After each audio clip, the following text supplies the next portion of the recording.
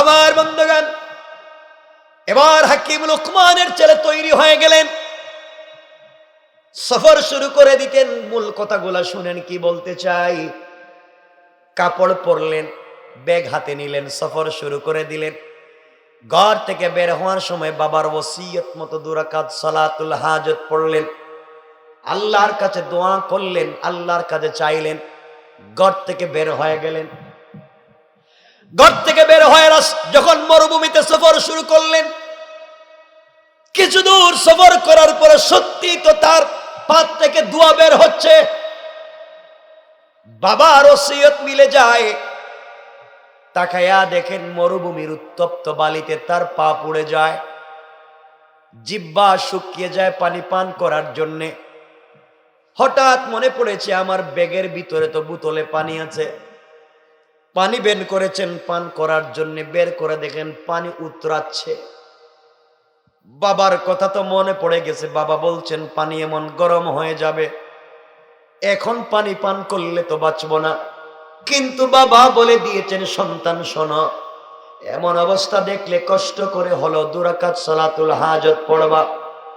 হাকিম লুকমানের ছেলে চোখের পানি ছেড়ে কান্না করে নামাজ পড়ে উপর দিকে হাত উঠে আল্লাহকে ডাক দিয়া বলছে, আল্লাহ, বিপদে পড়েছি, পায়ের নিচের মাটিও গরম হয়ে গিয়েছে, ব্যাগের ভিতরের বোতলের পানিও গরম হয়ে গিয়েছে। রব, জিহ্বা বের হয়ে যায়, কলিজা ফেটে যায়, কেউ নাই। 2 রাকাত সালাত পড়েছি। সালাম ফিরালেন, চোখ খুললেন, খুলে দেখেন ডান দিকে সুন্দর একটা বাগান দেখা যায়। আল্লাহু আকবার বলেন।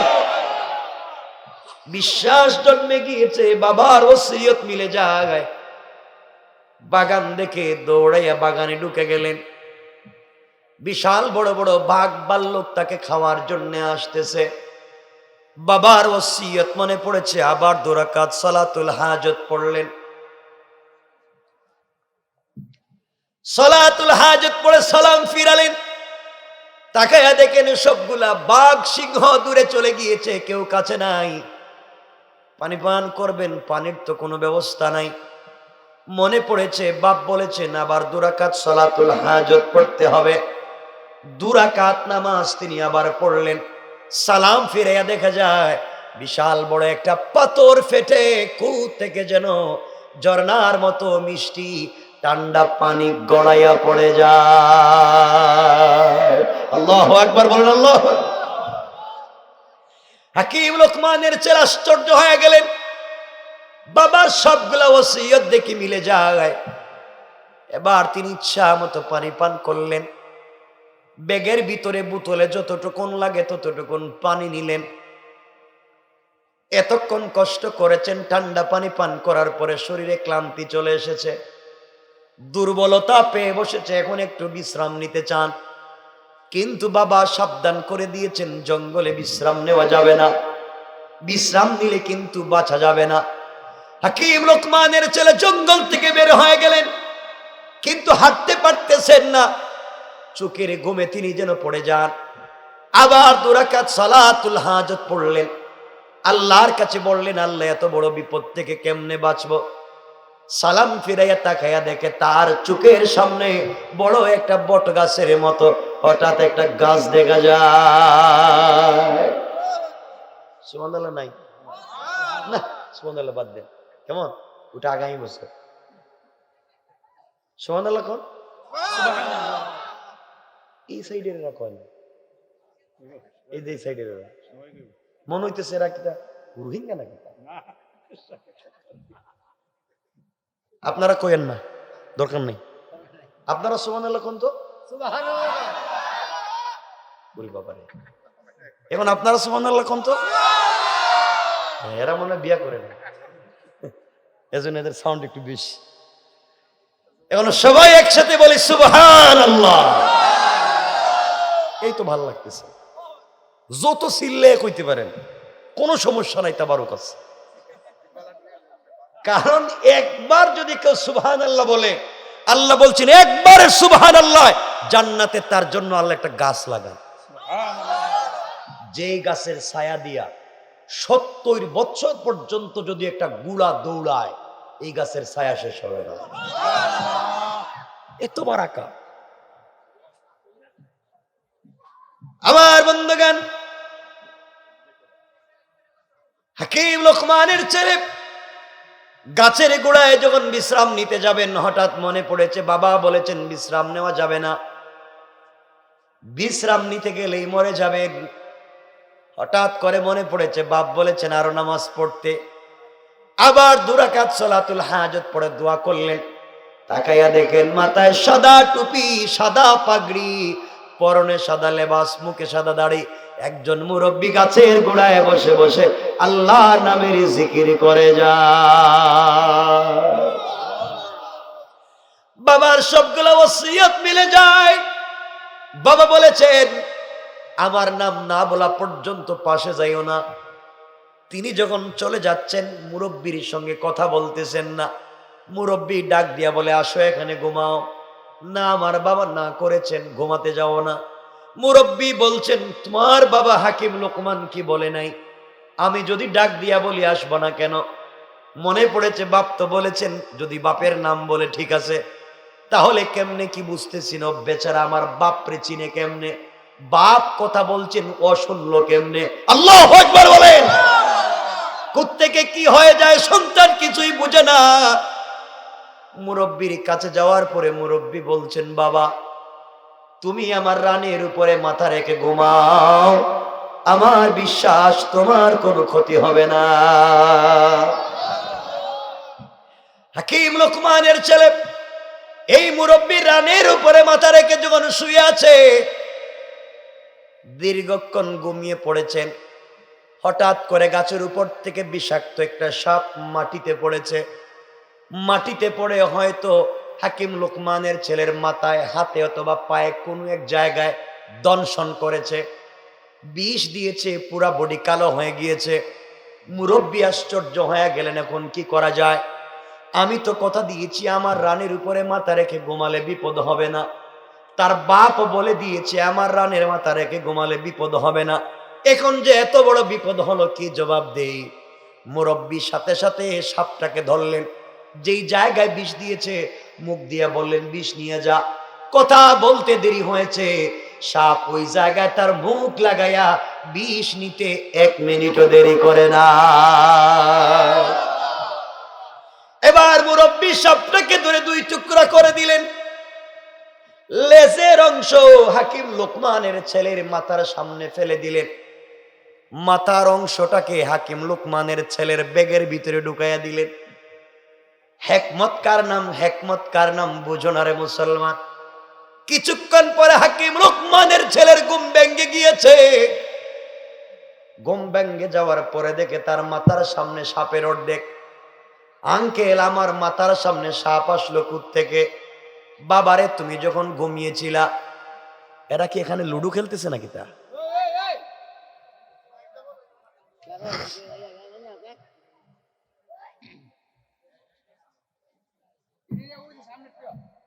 আমার দিকে তাকান। হাকিম লোকমানের ছেলে বলছে আঙ্কেল তো কি হয়েছে? বলে বাপ সাপ এসে তোমাকে দংশন করেছিল, সাপটাকে মেরে ফেলে দিয়েছি, তুমি সুস্থ হয়ে গিয়েছ। এই যে সাপের অর্ধেক ওখানে ফেলে রেখেছি, আর এখানে বেশি সময় থাকা যাবে না, এখন তুমি সফর শুরু করো। এবার হাকিম লোকমানের ছেলে সফরে শুরু করলেন। 1-2 কদম যাওয়ার পরে বাপ বলেছেন সামনে আরো ভয়ঙ্কর বিপদ। যাওয়ার পথে যদি মুরব্বীকে বুঝাইয়া সফরে নিয়ে যাওয়া যায় তাহলে এই বিপদ থেকে বাঁচা যাবে। এবার মুরব্বীকে ডাক দিয়া বলছেন আঙ্কেল আপনি কি আমার সঙ্গে সফরে যাইবেন? মুরব্বী বলছেন তুমি যদি নেওয়া আপত্তি নাই। দুজন মিলে সফর শুরু করলেন। পড়েন সুবহানাল্লাহ। সফর করতে করতে এক পর্যায়ে তারা গ্রামের ভিতরে ঢুকে পড়লেন। গ্রামে যাওয়ার পরে হাকিম লোকমানের ছেলে পরিচয় দিলেন, আমি হাকিম লোকমানের ছেলে। গ্রামের মানুষ তাকে আদর আপ্যায়ন করলো, 3 দিন খাওয়ালো, কিন্তু ঘুমিয়ে গিয়েছেন মনে নাই। 4র্থ দিন সকাল হয়ে গিয়েছে। 4র্থ দিন সকাল যখন হয়ে গিয়েছে সকালবেলা এলাকার মুরব্বীরা মিলে এই দেশের সব থেকে সুন্দরী একটা মেয়েকে বধূর মতো সাজাইয়া, অলংকার জেওয়ার পরাইয়া, নতুন বধূর মতো সাজাইয়া হাকিম লোকমানের ছেলের কাছে এনে বলছে, বাপ তুমি এই মেয়েটাকে বিয়ে করো, তাহলে তোমার সঙ্গে আমাদের আত্মীয়তা ঠিক থেকে যাবে, বিয়ে করাই লাগবে।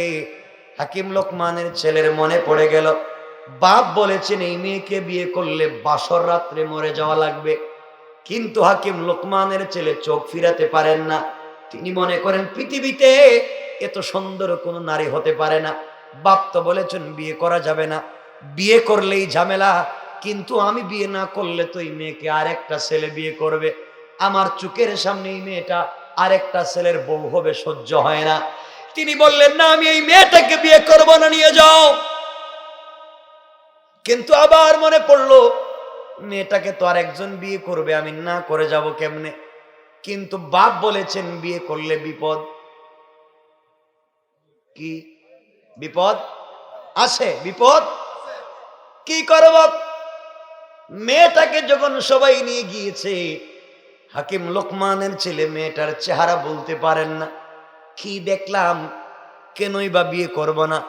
এতগুলা বাবার ওসিয়ত মানলাম, এখন কেমনে ভাঙবো? যদি বিপদে পড়ি তাইলে জিন্দেগি শেষ, টাকাও নাই। এতগুলা বলতে বলতে হঠাৎ মনে পড়েছে, বাপ বলেছেন বিপদে পড়ে গেলে, টেনশন থাকলে মুরব্বীর কাছ থেকে পরামর্শ নিতে। দেখি না ওই মুরব্বী কি পরামর্শ দেয়। মুরব্বীর কাছে গিয়ে বলছেন, আব্বাজান, ও আঙ্কেল আপনি বলেন না, আমি এখন দুটানায় পড়ে গিয়েছি, মেয়ে দেখবার পরে মেয়েকে বলতে পারি না, এই মেয়ে ছাড়া কিন্তু আমার জীবন চলবে না। আবার বাপ বলেছেন মেয়েটাকে বিয়ে করলে বিপদ আছে, এখন আমি কোথায় যাব? মুরব্বী বলছেন চিন্তা করো, কি করো বাপ? হাকিম লোকমানের ছেলে বলছে, আঙ্কেল আমার বাপ বলেছেন বেশি বিপদে পড়ে গেলে আপনার পরামর্শ নিতে, আপনি বলেন তুই বিপদে কি পরামর্শ দিবেন? মুরব্বী মুচকি হেসে বলছেন, হাকিম লোকমানের ছেলে কি চাও? আমারই জিগায় আলাপ কি, আমি তুই মেয়েটারই চাই।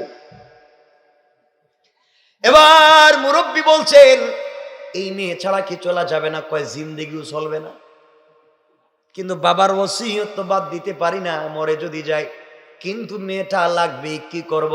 এবার মুরব্বী মাথায় হাত দিয়ে বললেন, বাবারে তোমার মন যদি চায় মেয়েটাকে বিয়ে করে ফেলো, যতগুলা বিপদ আসবে সবগুলা বিপদের মোকাবেলা অবশ্যই আমি নিজের থেকে চেষ্টা করে দূর করে দেব। কোন সুবহানাল্লাহ, আল্লাহু আকবার বলেন, আল্লাহু আকবার। আস্তে আস্তে আওয়াজ কমে যাইতেছে, কমে যাইতেছে, ওয়াজকে রেখে দিতেছে, মনে হচ্ছে পনেকটা হয়ে গেছে, কি রাখিয়ে দিমু ভাই? এমনি যাইতে যাওয়া লাগবে তো, কিতা তাকবীর, ওয়াজ এখানে থাকুক, আগামী তো করবো না।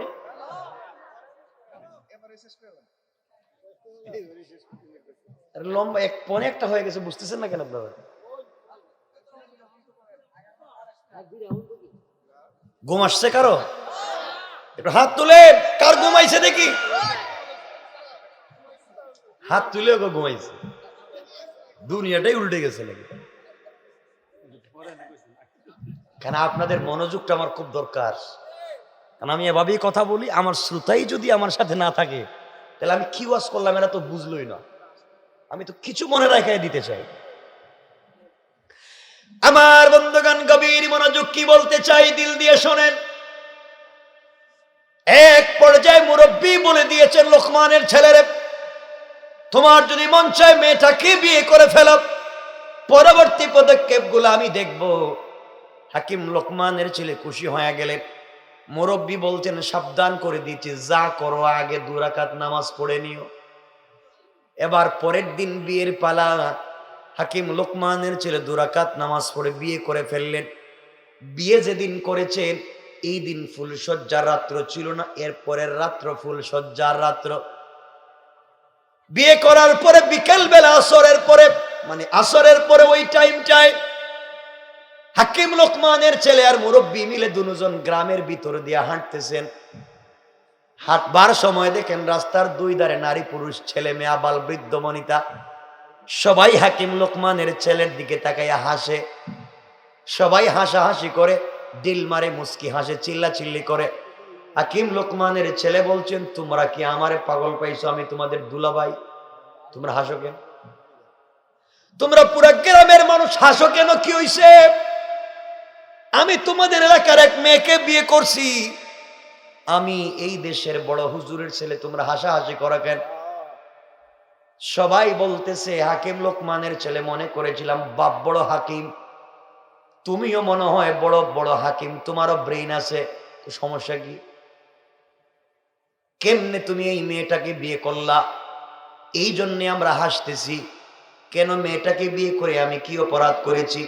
ও হাকিম লোকমান, তুমি যে হাকিম লোকমানের ছেলেরে জানো না, আজকে রাত্রে তুমি মরে যাইবা, এই জন্যে তোমার চেহারার দিকে তাকাই আমরা হাসি। কেন আমি মরে যাবে? ব্যাপার কি? এলাকার সব মানুষ বলছে, বাইরে যেই মেয়েটাকে তুমি বিয়ে করছো, এই মেয়েটার এটা হলো 11 নম্বর বিয়ে। তোমার আগে আরো 10টা বিয়ে হয়েছে, 10টা স্বামী বাসর রাত্রে মারা গেছে, একটাও বাঁচে নাই। এবার 11 নম্বর তুমিও রাত্রে মারা যাইবা। এই জন্যে বললাম তোমার মতো আহাম্মকার নাই। 10টা স্বামী যে স্ত্রীর মারা যায় বাসর রাত্রে, তুমি 11 নম্বরে তো নির্ঘাত মারা যাইবা, এই জন্য হাসতেছি। হাকিম লোকমানের ছেলে বলেন, তো বিপদ তো দেখতেছি ঘাড়ে উঠে গেছে। সত্যি কি? বলে হ্যাঁ, 10 জন মারা গেছে।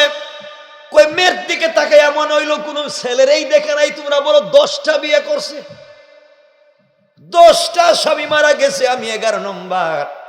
এবার মুরব্বীরে জড়ায় কয়, আঙ্কেল আমারে বাঁচান, বউর দরকার নেই, এখন আমারে বাঁচান, কি বিপদে পড়লাম বিয়ে করে। বাপ বলছিলেন বিয়ে করলে বিপদ আছে, এখন তো শুধু বিপদ না, এখন তো জানও শেষ, এখন কি করব? মুরব্বী বললেন, বাবা চিন্তার কোনো কারণ নাই, যা হয়ে গেছে তো হয়ে গেছে, বিপদে পড়ে গেলেন নামাজ পড়ে নিও। আমার মন বলতেছে, তুমি যদি 2 রাকাত সালাতুল হাজত পড়ো, এমন বিপদ থেকেও আল্লাহ তোমাকে বাঁচাইয়া দিতে পারে। সন্ধ্যা হয়ে গিয়েছে, বাসর রাত্র সাজানো, বাসর ঘর সাজানো হয়েছে। এদিকে তাকায়া দেখে বাড়িতে ডুম হাজির। ডুমকে, ডুম কার নাম? যারা লাশ কাটে তার নাম ডুম। বাড়িতে ডুম হাজির। কয় ডুম আইসুস কেন? কয় আপনি তো মরে যাবেন। কয় মরার আগে ডুম হাজির, মানে সবাই তাইলে অপেক্ষমান। বেচারার ভিতরে আরো ভয় ঢুকছে। কিছুক্ষণ পরে দেখে সাদা কাপড় নিয়ে আরো 2 জন হাজির। কয় ব্যাপার কি? কয় তোমার কাফন। বুঝলাম না রে, আমি তো এখনো জিন্দা, সব দেখি রেডি। কিছুক্ষণ পরে দেখে গ্রামের আরো মানুষ হাজির, পানি নিয়ে মাটি নিয়ে। কয় ব্যাপার কি? কয় গুরুস্থানে কবর খুঁজতেছি। ব্যাপার কি? কয় তুমি তো রাত্রে মরে যাইবা। এগুলা শুনবার পরে বেচারা দৌড়াইয়া মুরব্বীর পায়ে ধরে কান্দে আর কয় আমার বাঁচান, বউর দরকার নাই, ভাগেন।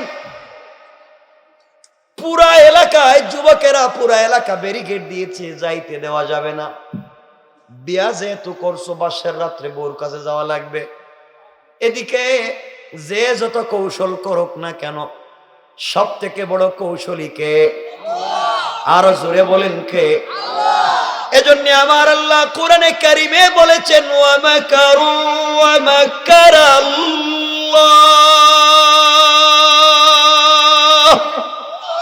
ওয়াল্লাহু খায়রুল মাকিরিন।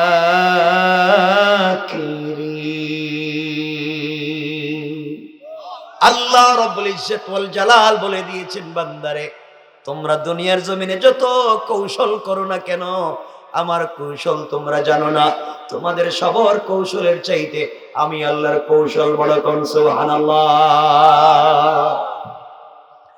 এবার হাকিম লোকমানের ছেলে কাঁদতেছে, কি করা যায়?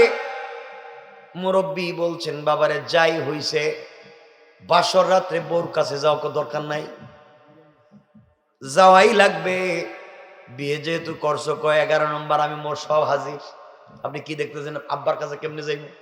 হুজুর আমার টাকার দরকার নাই, আগে বাড়িতে পাঠান। কিচ্ছু করা যাবে না, বিয়ে যখন করছো বউর কাছে যাও। রাত্র যখন গভীর হয়েছে, হাকিম লোকমানের ছেলে বাসর রাত্রে স্ত্রীর কাছে যাবেন, যাইতে শুরু করেছেন। 1 পা সামনে যায়, 2 পা পিছনে যায়। মুরব্বীরে কো হুজুর যাওয়ার পরে যদি মইরে যে আব্বার কাছে খবরটা পাঠাইন। মুরব্বী বলছেন 2 রাকাত সলাতুল হাজত পড়ে যাও, ঘরে যাওয়ার পরে স্ত্রী তোমাকে জাপটে ধরে বলবে মেলামেশা করতে, খবরদার আমার কথা না শুনে মেলামেশা করবা না, স্ত্রীর সঙ্গে মেলামেশা করবা না। হুজুর আপনার কি সময়ের আগে যদি মাইরে ফেলায়, এটা কি জল্লাদ 10টারে মাইরে ফেলাইস, আমি এখন 11 নম্বর কেমনে বাঁচব? মুরব্বী বলে দিয়েছেন বাবারে তুমি ঘরের ভিতরে যাইবা, মেয়েটা মেলামেশা করতে চাইবে, তুমি বলবা স্ত্রী আজকের রাত্র তুমি আমাকে চিনো, আমি তোমাকে চিনি, চিনা জানার প্রয়োজন আছে, জানবার প্রয়োজন আছে, এভাবে সময় কাটাইয়া দিবা।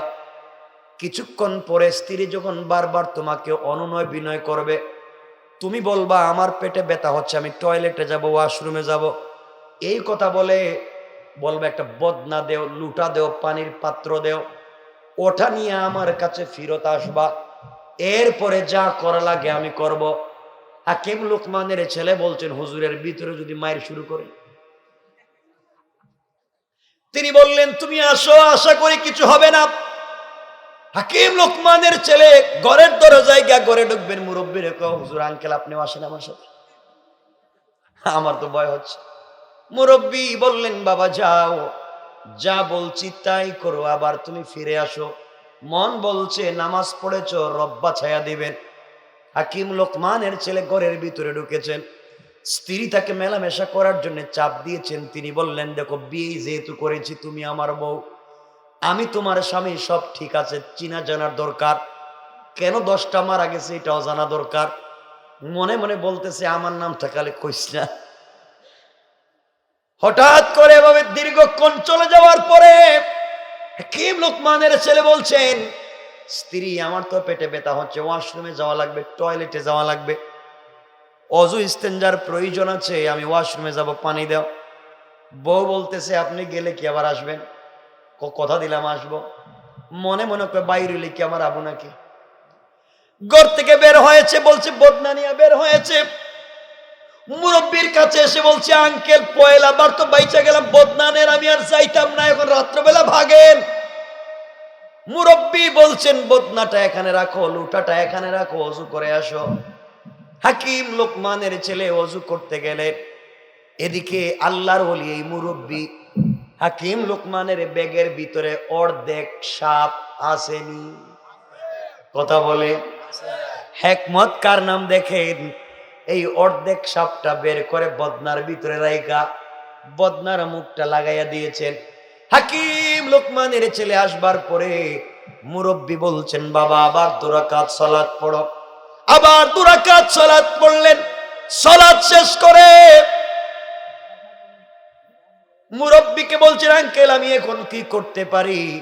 মুরব্বী বলছেন বদনা নিয়ে আবার ঘরের ভিতরে যাও, যাওয়ার পরে স্ত্রী তোমার সঙ্গে মেলামেশা করতে চাইবে, তুমি বলবা স্ত্রী আমার আপত্তি নাই, শর্ত একটা। কি শর্ত? শর্ত হলো আমি যেই বদনায় নিচ্ছি, বদনায় তোমাকে প্রস্রাব করা লাগবে, এই বদনায় যদি তুমি পেশাব করো এরপরে তোমার সঙ্গে মেলামেশা করব। ও হাকিম লোকমানের ছেলে সাবধান করে দিলাম, যখন মেয়েটা যদি প্রস্রাবে রাজি হয়ে যায়, এই বদনার ভিতরে যদি প্রস্রাব করে, তাড়াতাড়ি বদনা নিয়ে আমার কাছে আসবা, এরপরে আমি যা বলবো তাই করবা। আমার মন বলতেছে তোমার কোনো বিপদ হবে না যদি তুমি আমার কথাগুলা মেনে চলো। হাকিম লোকমানের ছেলে ঘরের ভিতরে প্রবেশ করলেন। এবার স্ত্রী ডাক দিয়া বলছে স্বামী রে আর কতক্ষণ সময় এভাবে নষ্ট করবা? হাকিম লোকমানের ছেলে বলছেন তাহলে শোনো, শর্ত হলো বদনায় এনেছি, বদনায় তুমি প্রস্রাব করো, এরপরে আমি তোমার সঙ্গে মেলামেশা করব, কথা দিলাম। আমি হাকিম লোকমানের ছেলে রবের উপরে বিশ্বাস রেখে বললাম। মেয়েটা প্রস্রাবে রাজি হয়ে গেল।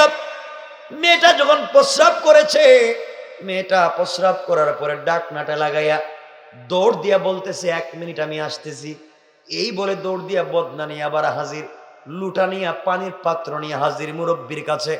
আঙ্কেল দিলাম, এখন বলেন কি করব, কতক্ষণ এভাবে যাবে, আমার তো ভিতরে পানি নাই, কখন কি ঘটে যায়, বাইরে বাইরে এদিকে ডুম দাঁড়ায় আছে। মুরব্বী বললেন বদনা উল্টাও। হাকিম লোকমানের ছেলে বদনা যখন উল্টালেন, উল্টাতে দেরি হয়েছে, উল্টায়া দেখেন অর্ধেক সাপ আর আরো বিষাক্ত কালো কালো দুইটা সাপ এই বদনার ভিতর থেকে বের হয়েছে। হাকিম লোকমানের ছেলে বলেন, হুজুর এগুলো আবার কি দেখলাম? তাহলে ঘরের ভিতরে যাওয়াই যাবে না। মুরব্বী বললেন, বাবারে শুকরিয়া আদায় করো, 2 রাকাত সালাতুল হাজত পড়ো। হুজুর কি দুটা সাপ থেকে আইলো আর এই অর্ধেক সাপ থেকে আইলো? হাকিম লোকমানের ছেলেকে মুরব্বী বলতেছেন, বাবারে তাহলে ঘটনা শোনো। এই মেয়েটার পেটের ভিতরে যে বাবি হোক দুইটা সাপ আস্তে আস্তে বিষাক্ত বড় হতেছে। কেমনে পেটে ঢুকলো, কেমনে আসলো, থেকে আসলো, এটা আর একটা ঘটনা, আরো লম্বা। আমার মুসলমান বন্ধুগণ, গভীর মনোযোগ। আল্লাহ রাব্বুল ইজ্জত ওয়াল জালাল বলেছেন, বান্দারে দুনিয়ার জমিনে চলার পথে ভুল হয়ে যেতে পারে, গুনার কাজ হয়ে যেতে পারে, হারাম করে ফেলতে পারো বান্দা। দুনিয়ার সবাই তোমাকে বলে যেতে পারে, দুনিয়ার সবাই তোমাকে খারাপ বলতে পারে, বাবা তোমাকে ঘর থেকে বের করে দিতে পারে, মা বের করে দিতে পারে, ভাই নিজের ভাইকে ঘর থেকে বের করে দিতে পারে। বান্দারে তুমি 1000 কোটি অন্যায় করবার পরে গভীর রজনীতে চোখ থেকে পানি ছেড়ে যখন আমি রবের কদমে সেজদায় পড়ে যাও, বান্দা আমি আর সে আজিমে থাকি না, সাথে সাথে তোমার ঘরের দরজায় হাজির হয়ে যায়। বান্দা আমি আল্লাহ তোমাকে মাফ করে দিতে চাই। কেউ তোমার প্রতি জুলুম করে ফেলেছে, কেউ তোমাকে দুনিয়ার জমিনে কষ্ট দিয়েছে, বান্দারে দুনিয়ার মানুষকে বলবার দরকার নাই।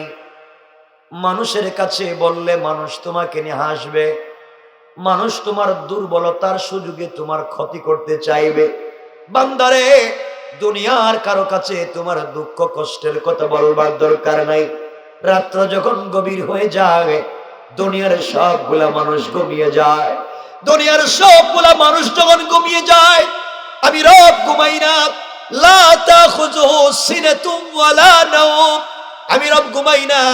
বান্দা ওই সময় তুমি যখন আমাকে ডাক দিবা, তোমার সমস্যার কথা আমি আল্লাহকে বলবা। আমি আল্লাহ কথা দিলাম বান্দারে, সবাই তোমাকে ভুলে গিয়েছে, আমি আল্লাহ আজও তোমাকে ভুলে গেলাম না। কিয়ামতের দিন তোমাকে আমি আল্লাহ বলে যাব না। এজন্য আমার ভাইরা, আমার বন্ধুগণ, কিয়ামতের দিনে কাউকে খুঁজে পাওয়া যাবে না। মুসার মতো পয়গম্বর আল্লাহর কাছে বলবেন, আল্লাহুম্মা লা আসআলুকা উম্মতি ওয়ালা আবি ওয়ালা উখতি। আল্লাহ আজকের দিনে আমার উম্মত চাই না, আমার মাকে চাই না, বাপকে চাই না, ভাই বোনকে চাই না। আসআলুকা নাফসি, আয় আল্লাহ আজকের দিনে তুমি আমাকে বাঁচাও। ওই দিন, যেই দিন মুসার মতো পয়গম্বর বলবেন আমাকে বাঁচাও, ওই দিন শুধুমাত্র কেবলমাত্র একজন পয়গম্বর, আমার নবী, আপনার নবী, সরকারে কায়নাত, দু জাহানের সরদার নবী রহমত জনাবে মুহাম্মদুর রাসূলুল্লাহ সাল্লাল্লাহু আলাইহি ওয়াসাল্লাম আল্লাহকে বলবেন, আল্লাহ মাথা উঠাতে পারি না, মাথা উঠাবো না যতক্ষণ পর্যন্ত তুমি আমার গুনাহগার উম্মত গুলাকে মাফ না দিবা। কোন সুবহানাল্লাহ। সেই নবীজি বলে দিয়েছেন, ও আমার উম্মতেরা, দুনিয়ার জমিনে বেঁচে থেকেও যদি তোমরা সবগুলা দোয়াকে কবুল করাতে চাও, দুনিয়ার জমিনে বেঁচে থেকেও যদি তোমরা কল্যাণ পেতে চাও, 2 রাকাত সালাতুল হাজত পড়ো। বান্দারে তুমি দুনিয়ার জমিনে বৈধ পন্থায় যা চাইবা, সালাতুল হাজত পড়ে দোয়া করতে দেরি হবে বান্দা, আমি আল্লাহ তোমার সবকিছু কবুল করে নিতে দেরি হবে না। কোন সুবহানাল্লাহ। মনে রাখবেন, তারিখে ইবনে জারির তাবারিতে লিখে আল্লামা জুলফিকার নকশবন্দি খুতুবাতে জুলফিকার নকশবন্দিতে চমৎকার একটা ঘটনা নিয়ে এসেছেন। হযরতে হাকিম লোকমান, তিনি কোনো পয়গম্বর ছিলেন না, তিনি পয়গম্বর না, তিনি নবীও না, রাসূলও না, আল্লাহর একজন মস্ত বড় বুজুর্গ ছিলেন হাকিম লোকমান। একজন কালো মানুষ ছিলেন, বেটে মানুষ ছিলেন, ঠোঁট মোটা ছিল, চোখ ছোট ছিল, গোলাম ছিলেন, গোলাম বকরির রাখাল ছিলেন। এত এক পর্যায়ের ছোট একটা ফ্যামিলির একজন সন্তান হাকিম লোকমান হওয়ার পরেও আল্লাহর এত বেশি ইবাদত করেছেন, আল্লাহর এত কাছাকাছি পৌঁছে গিয়েছেন। আল্লাহ তার কথার উপরে, তার কথা, তার ভাষার উপরে সন্তুষ্ট হইয়া তার মুখের কথাগুলাকে কোরআনের আয়াত বানাইয়া তার নামে পূর্ণাঙ্গ একটা সূরা নাযিল করে দিয়েছেন। কোন সুবহানাল্লাহ, আল্লাহু আকবার বলেন, আল্লাহু আকবার। হাকিম লোকমান কিচ্ছু নাই, ঘর নাই, বাড়ি নাই, তিন বেলার খাবার নাই, ছাগলরা খালি করেন, গোলাম। আল্লাহর এত কাছাকাছি পৌঁছেছেন, আল্লাহ তার কথাকে এত কবুল করেছেন, তার কথাকে কোরআনের আয়াত বানিয়ে দিয়েছে। সুবহানাল্লাহ, সবাই বলেন। আজকে সেদিকে নিয়ে যেতে চাই। আবার বন্ধুগণ, সেই হাকিম লোকমান নিজের সন্তানদেরকে বসাইয়া, নিজের সন্তানদেরকে সামনে নিয়ে ওসিয়ত করতেছেন, নসিহত করতেছেন, ওয়াজ করতেছেন।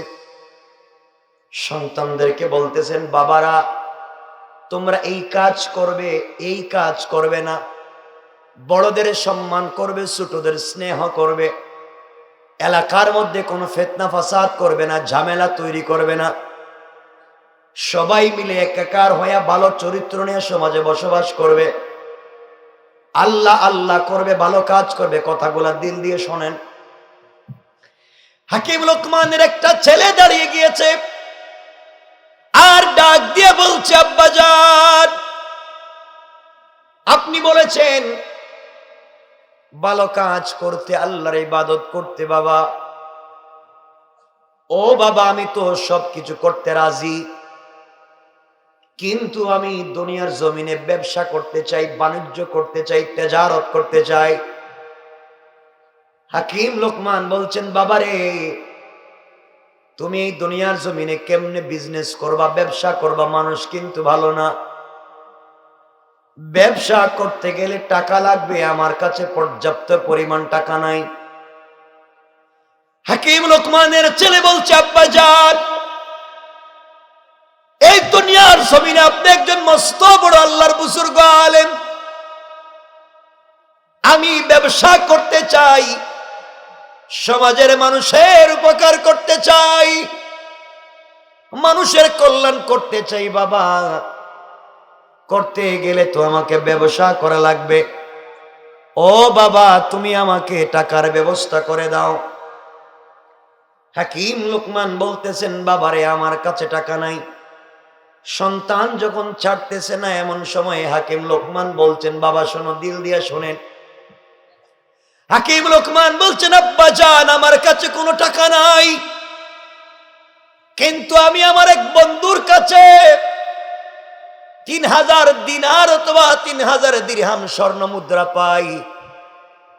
বন্ধুর কাছ থেকে যদি টাকাগুলো আনতে পারো বাবা, ওই টাকা দিয়ে তুমি বিজনেস করো, আমার আপত্তি নাই। কিন্তু বাবারে, বন্ধুর কাছ থেকে টাকা আনতে গেলে তুমি মরে যেতে পারো। কথাগুলা দিল দিয়ে শোনো রে ভাই। আজকালকে তোমরা আর আমরা মা বাবার সঙ্গে কত খারাপ ব্যবহার করি।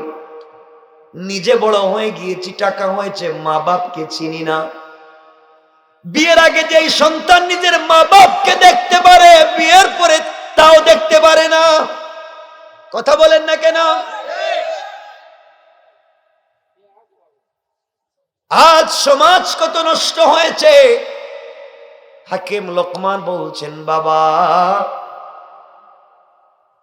তুমি যদি টাকা আনতে যাও, আমার বন্ধুর কাছে গেলে তুমি মারা যাইতে পারো। সন্তান বলছে, আব্বা জান আপনি ঋণ পাবেন, আমি আনতে যাব, মরে যাব কেন? আমি তো হালাল পথে বিজনেস করে সমাজের মানুষকে বুঝাইয়া দিতে চাই। হাকিম লোকমান বলছেন, বাবা কেন মরে যাইবা? শুনো, আমার বন্ধুর বাড়ি কিন্তু আশেপাশে কোনো জায়গায় নাই। তুমি আর আমি যেই বাড়িতে বসবাস করি বাবারে, তুমি যদি টাকা আনতে যাও, বাড়ি পার হইলে সামনে গেলে বিশাল মরুভূমি পাইবা। এই মরুভূমিতে গেলে তুমি মরে যেতে পারো, মৃত্যুর আশঙ্কা আছে। এই জন্যে আমি ভয় পাই তুমি মরে যেতে পারো। সন্তান বলছে আব্বা জান আর কি বলবেন?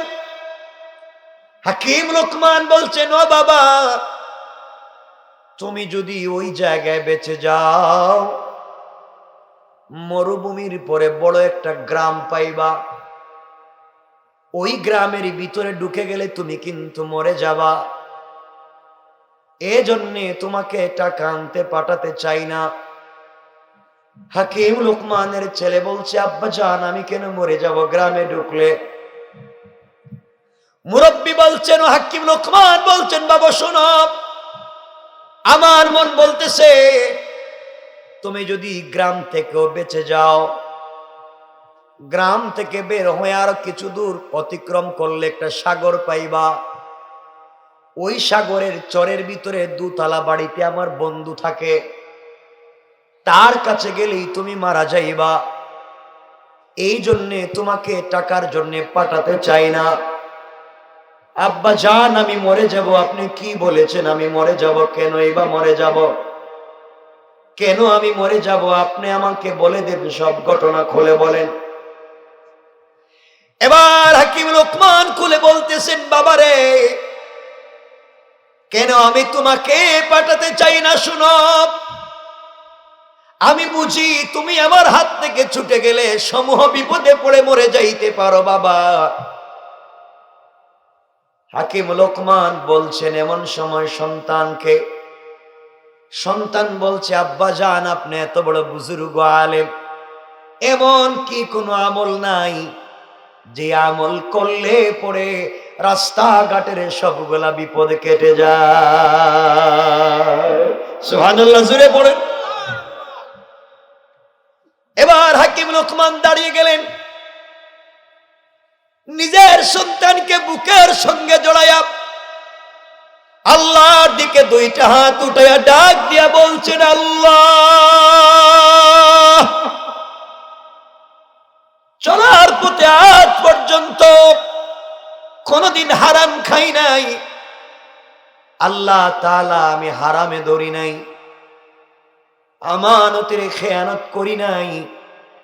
আল্লাহ তুমি কি আমার কথাগুলা শুনবা না? বাপ তার সন্তানকে জড়াই আল্লাহর কাছে দোয়া করে। কথাগুলা দিল দিয়া শুনেন কি বলতে চাই। এবার হাকিম লোকমান বলছেন বাবারে তুমি শুনে রাখো কি বলতে চাই। এক নম্বরে তুমি যখন ঘর থেকে বের হয়ে যাইবা, ঘর থেকে বের হয়ে যাওয়ার পরে তুমি যখন ঘর থেকে বের হবা, সামনে গেলে বিশাল বড় একটা মরুভূমি পাইবা। কান লাগাইয়া শুনেন, ঘর থেকে বের হওয়ার পরে সামনে গেলে বিশাল বড় একটা মরুভূমি পাইবা। ওই মরুভূমিতে যাওয়ার পরে কোনো গাছ নাই, বৃক্ষ নাই, তরুলতা নাই। বাবারে ঘর থেকে বের হওয়ার সময় তুমি এক বোতল গরম ঠান্ডা পানি নিয়ে যাইবা। কিন্তু সামনে মরুভূমিতে যাওয়ার পরে হাঁটতে হাঁটতে তোমার তৃষ্ণা লেগে যাবে। মরুভূমিতে হাঁটতে হাঁটতে আব্বা জান তোমার যখন তৃষ্ণা লেগে যাবে, পানি পান করবার জন্যে তুমি তোমার ব্যাগের ভিতর থেকে বোতল বের করবা পানি পান করবার জন্যে। বাবারে হাতে নিয়ে দেখবা পানির ভিতর থেকে গরম ধোঁয়া বের হয়। পানিটা এতটুকুন টকবক করে উতরাবে, গরম হয়ে যাবে। আমার মন বলতেছে তোমার তো বড় তৃষ্ণা, জিহ্বা বের হয়ে যায়, পানির বড় প্রয়োজন। ওই সময়ে যদি পানি পান করো মরে যাইবা। ও বাবা এমন সময় তুমি পায়ের দিকে তাকাইয়া দেখবা জুতা ছিঁড়ে ধোঁয়া বের হচ্ছে গরমে। আমার মন বলছে এই মরুভূমিতে যাওয়ার পরে তুমি মরে যাইবা। হাকিম লোকমানের ছেলে চোখ থেকে পানি ছেড়ে বলছে আব্বাজান বলেন না এত বড় বিপদ থেকে বাঁচবার কোনো পথ আছে কিনা? এবার হাকিম লোকমান সন্তানের কপালে চুম্বন করে বলছেন, বাবারে, আমার মন বলতেছে ঘর থেকে বের হওয়ার সময়ে তুমি যদি 2 রাকাত সালাতুল হাজত পড়ে বের হয়ে যাও, বিপদে পড়ে গেলে আল্লাহ নিজের হাত দিয়া তোমাকে বাঁচাইয়া দিবে। ও বাবা, তোমার বোতলের পানি যখন গরম হয়ে যাবে পান করতে পারবা না, ওই সময় তুমি যদি কষ্ট করে মনে করে 2 রাকাত সালাতুল হাজত পড়তে পারো, তোমার তো তৃষ্ণায় জিহ্বা বের হয়ে যায়, শরীর কাঁপতেছে, দোয়া বের হচ্ছে। 2 রাকাত সালাতুল হাজত পড়ে যখন ডান দিকে সালাম ফিরাবা, যেই মরুভূমিতে একটা গাছ নাই, একটা তরুলতা নাই, বৃক্ষ নাই, তুমি যখন 2 রাকাত সালাতুল হাজত পড়ে আল্লাহর দিকে হাত উঠাই আল্লাহর কাছে সাহায্য চাইবারে বাবা, ডান দিকে সালাম ফিরাইয়া দেখবা হঠাৎ করে মরুভূমির মধ্যখানে সুন্দর একটা বাগান দেখা যায়। আল্লাহু আকবার বললেন না? আরো জোরে বলেন না আল্লাহু আকবার। বাবারে, 1 মিনিট আগেও সেখানে কোনো বাগান ছিল না। তুমি নামাজ পড়বার বরকতে বাগান দেখতে পাইবা। তুমি কষ্ট করে বাগানের ভিতরে ঢুকে যাইবা, বিশাল বড় জঙ্গল। বাবারে, জঙ্গলের ভিতরে বাঘ ভাল্লুক থাকতে পারে, তোমাকে অনিষ্ট করে খেয়ে ফেলতে পারে, এই জন্য ভয় পাই। বাবারে, ওই সময় যদি তুমি আবার 2 রাকাত সালাতুল হাজত পড়ো, আমার বিশ্বাস বাঘ ভাল্লুক তোমাকে না খেয়ে সারা রাত্র পাহারাদারের ব্যবস্থা করে দিবে। ও বাবা, তোমার তো তৃষ্ণা লেগেছে, পানির দরকার, আবার 2 রাকাত সালাতুল হাজত পড়বা, বাম দিকে সালাম ফিরাবা, বাম দিকে সালাম ফিরাইয়া দেখবা এই জঙ্গলের ভিতরে বড় একটা পাথর ফেটে ঝর্ণার মতো ঠান্ডা পানি কোত্থেকে যেন বের হয়ে যায়। বাবারে, পানি যখন পান করবা, তৃপ্তি সহকারে পানি পান করবা, আমার মন বলতেছে পানি পান করার পরে তোমার বোতলের মধ্যে ইচ্ছা মতো পানি নেবা যেন সফরে কাজে লাগে। ও বাবা, ক্লান্তির পরে কেউ যদি ঠান্ডা পানি পান করে তার কিন্তু আরো বেশি ক্লান্তি এসে যায়, দুর্বলতা এসে যায়, তন্দ্রা আসে, কিছু দুর্বলতা আছে, রেস্টের সময় আসে। কথা বলেন না কেন? বাবারে, তোমার কিন্তু তন্দ্রা এসে যেতে পারে, ঘুম এসে যেতে পারে, সাবধান, তুমি কিন্তু জঙ্গলের ভিতরে 1 মিনিটও থাকবা না। আমার মন বলছে ওখানে থাকলে তোমার বড় ক্ষতি হয়ে যেতে পারে। আব্বা জান, আমি কি করব? আমার যদি ঘুম পেয়ে যায় আমি কি করব? হাকিম লোকমান বলছেন, বাবারে, জঙ্গল থেকে বের হয় আবার তুমি 2 রাকাত সালাতুল হাজত পড়বা, সালাম ফিরাইয়া দেখবা তোমার সামনে বড় বট গাছের মতো একটা গাছ। আল্লাহু আকবার নাই? জোরে বলেন আল্লাহু আকবার। আব্বা জান, একটু আগেও তো তা ছিল না, কোত্থেকে আসবে? বাবারে, তুমি শুধু সালাতুল হাজত পড়ে যাইবা, সব রব করে দিবেন। একটা গাছ পাইবা, তোমার মন চাইবে ওই গাছের নিচে ছায়ার মধ্যে বিশ্রাম করতে মন চাইবে। বাবারে, খবরদার গাছের গোড়ায় যাইও না। ওই গাছের গোড়ায় যদি বিশ্রাম নিতে যাও নির্ঘাত তুমি মরে যাবে। বাবা, আমার যদি ঘুম পায় আমি তো গাছের গোড়ায় যাওয়া লাগবে।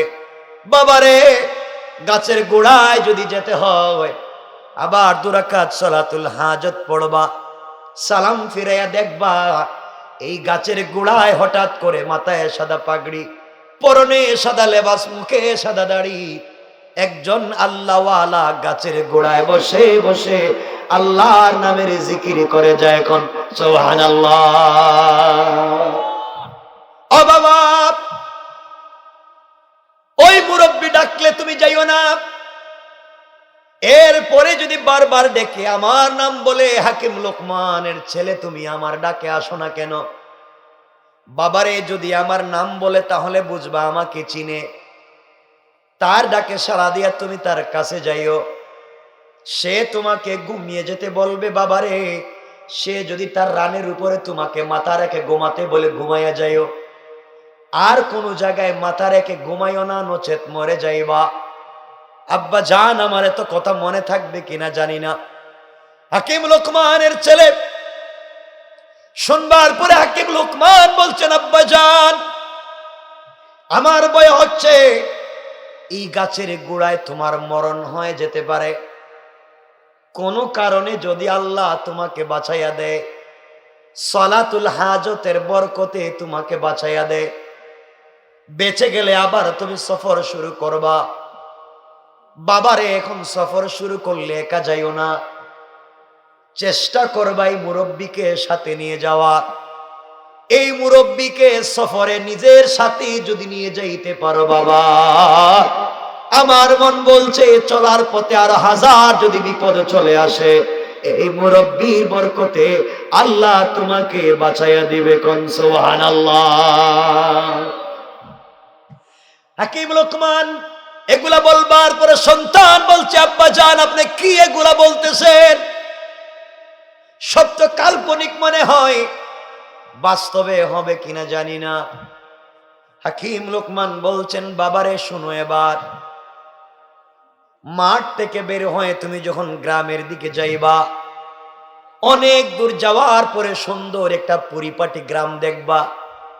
গ্রামের মানুষ কিন্তু সাধারণ জনগণ, খুব শিক্ষিত না, সোজা সাজা। এদের কাছে গিয়া তুমি আমার পরিচয় দিবা, আমি হাকিম লোকমানের ছেলে। এই কথা যদি তুমি তাদের কাছে বলো, বড় হুজুরের ছেলে হিসাবে তোমাকে আদর আপ্যায়ন করবে, বড় ভালোবেসে দামি দামি খাবার খাওয়াবে, ভালো করে রাখবে। কিন্তু বাবারে সাবধান, 3 দিনের বেশি থাইকো না, 3 দিনের বেশি থাকতে যাইও না। ভুলে যদি তুমি 4র্থ দিন এই বাড়িতে, এই গ্রামে থাকতে যাও, 4র্থ দিনে এই গ্রামের সব মানুষ মিলে বিশ্ব সুন্দরী একটা মেয়েকে, যার চাইতে সুন্দর এই সময় কোনো মেয়ে নাই, এমন একটা মেয়েকে তোমার কাছে নিয়ে আসবে বিয়ে করার জন্যে। বাবা, তোমাকে হাত ধরে বলে দিচ্ছি, এই মেয়েকে তুমি যদি বিয়ে করো, বাসর রাত্রে মরে যাইবা। সাবধান, তুমি 4র্থ দিন থাকবা না, থাকলে কিন্তু মেয়ে নিয়ে আসবে, বিয়ে করলে মরবা। আর বাবা বলে দিলাম, সফরে যাওয়ার সময় এই মুরব্বীকে সাথে নিয়ে যদি যেতে পারো, কোনো বিপদে পড়ে গেলে মুরব্বীর কাছ থেকে পরামর্শ নিবা। সে যদি তোমাকে পরামর্শ দেয়, তার পরামর্শ মতো বাকি টাইম কাটাবা। আমার বিশ্বাস, তার পরামর্শ মতো চললে আমার মন বলতেছে তোমার কোনো ক্ষতি হবে না। জুড়ে বলেন সুবহানাল্লাহ। কষ্ট হচ্ছে আপনাদের? কষ্ট হইলে আমি 12:30 হয়ে গেছে কেন? বলেন না, আমি তো বুঝতেছি আপনাদের অবস্থা। কষ্ট হচ্ছে? চালামু কিছুক্ষণ, রাত্র 12:30 হয়ে গেছে।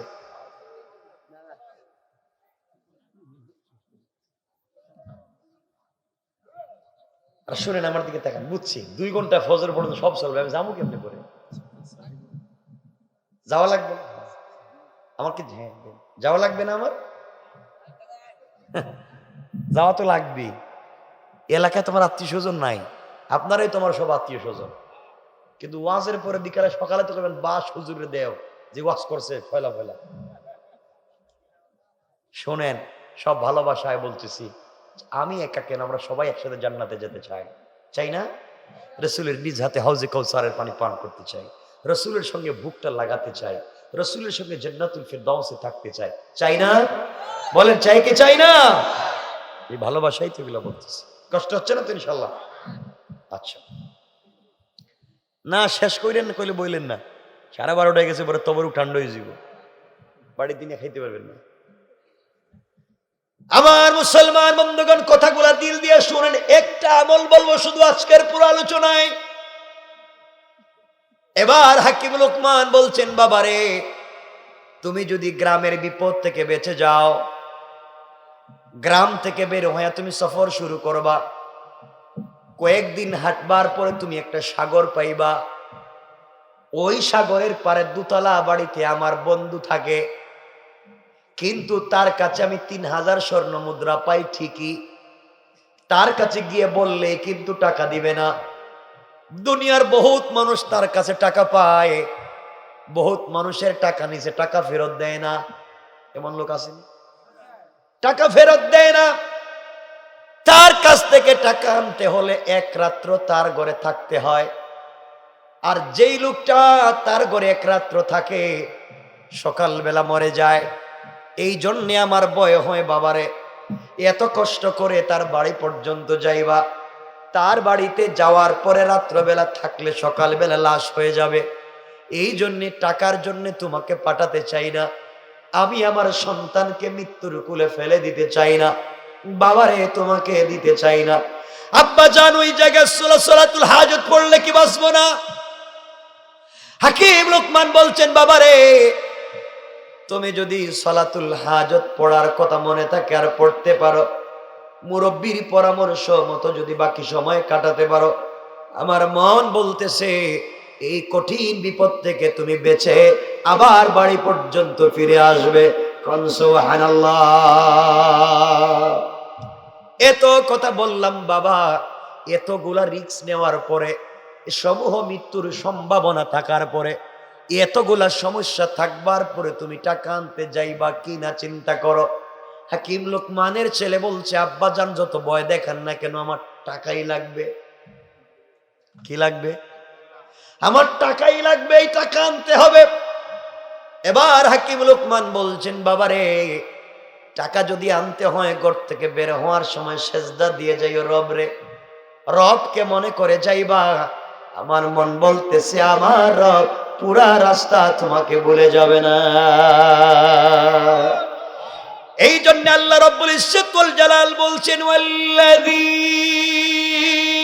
ইয়াবীতুনা লিরাব্বিহিম সুজদান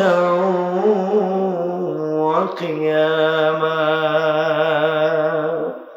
আল্লাহ রাব্বুল ইজ্জত ওয়াল জালাল বলে দিয়েছেন, বান্দারে কোন বিপদে পড়ে গেলে, বিপদের সম্ভাবনা দেখলে আমার কদমে সেজদায় পড়ে চোখের পানি ছেড়ে দিবা বান্দা। দুনিয়ার সবাই তোমাকে ভুলেও যদি সবাই মিলে বিপদে ফেলতে চায়, আমি আল্লাহ কথা দিলাম আল্লাহ থাকতে বিপদে ফেলতে পারবে না। কোন ঠিক কিনা? ঠিক কিনা জোরে বলেন।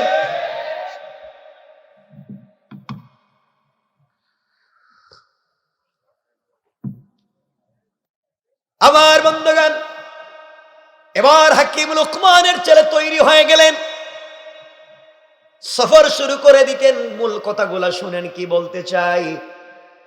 কাপড় পরলেন, ব্যাগ হাতে নিলেন, সফর শুরু করে দিলেন। ঘর থেকে বের হওয়ার সময় বাবার ওসিয়ত মতো 2 রাকাত সালাতুল হাজত পড়লেন, আল্লাহর কাছে দোয়া করলেন, আল্লাহর কাছে চাইলেন। ঘর থেকে বের হয়ে গেলেন। ঘর থেকে বের হয়ে যখন মরুভূমিতে সফর শুরু করলেন, কিছু দূর সফর করার পরে সত্যি তো তার পাত থেকে ধোঁয়া বের হচ্ছে। বাবার ওসিয়ত মিলে যায়। তাকায়া দেখেন মরুভূমির উত্তপ্ত বালিতে তার পা পুড়ে যায়, জিহ্বা শুকিয়ে যায় পানি পান করার জন্যে। হঠাৎ মনে পড়েছে আমার ব্যাগের ভিতরে তো বোতলে পানি আছে। পানি বের করেছেন পান করার জন্য, বের করে দেখেন পানি উতরাচ্ছে। বাবার কথা তো মনে পড়ে গেছে। বাবা বলছেন পানি এমন গরম হয়ে যাবে, এখন পানি পান করলে তো বাঁচবো না। কিন্তু বাবা বলে দিয়েছেন, সন্তান শোনো, এমন অবস্থা দেখলে কষ্ট করে হলো 2 রাকাত সালাতুল হাজত পড়বা। হাকিম লোকমানের ছেলে চোখের পানি ছেড়ে কান্না করে নামাজ পড়ে উপর দিকে হাত উঠে আল্লাহকে ডাক দিয়া বলছে, আল্লাহ বিপদে পড়েছি, পায়ের নিচের মাটিও গরম হয়ে গিয়েছে, ব্যাগের ভিতরের বোতলের পানিও গরম হয়ে গিয়েছে। রব জিহ্বা বের হয়ে যায়, কলিজা ফেটে যায়, কেউ নাই। 2 রাকাত সালাত পড়েছি। সালাম ফিরালেন, চোখ খুললেন, খুলে দেখেন ডান দিকে সুন্দর একটা বাগান দেখা যায়। আল্লাহু আকবার বলেন। বিশ্বাস জন্মে গিয়েছে, বাবার ওসিয়ত মিলে যায়। বাগান দেখে দৌড়াইয়া বাগানে ঢুকে গেলেন। বিশাল বড় বড় বাঘ ভাল্লুক তাকে খাওয়ার জন্য আসতেছে। বাবার ওসিয়ত মনে পড়েছে, আবার 2 রাকাত সালাতুল হাজত পড়লেন। সালাতুল হাজত পড়ে সালাম ফিরালেন। তাকায়া দেখেন সবগুলা বাঘ সিংহ দূরে চলে গিয়েছে, কেউ কাছে নাই। পানি পান করবেন, পানির তো কোনো ব্যবস্থা নাই। মনে পড়েছে বাপ বলেছেন আবার 2 রাকাত সালাতুল হাজত পড়তে হবে। 2 রাকাত নামাজ তিনি আবার পড়লেন।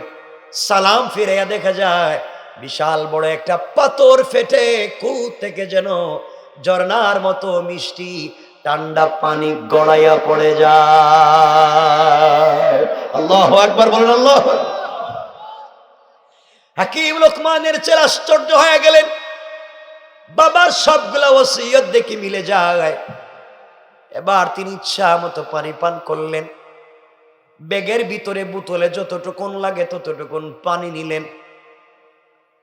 এতক্ষণ কষ্ট করেছেন, ঠান্ডা পানি পান করার পরে শরীরে ক্লান্তি চলে এসেছে, দুর্বলতা পেয়ে বসেছে, এখন একটু বিশ্রাম নিতে চান।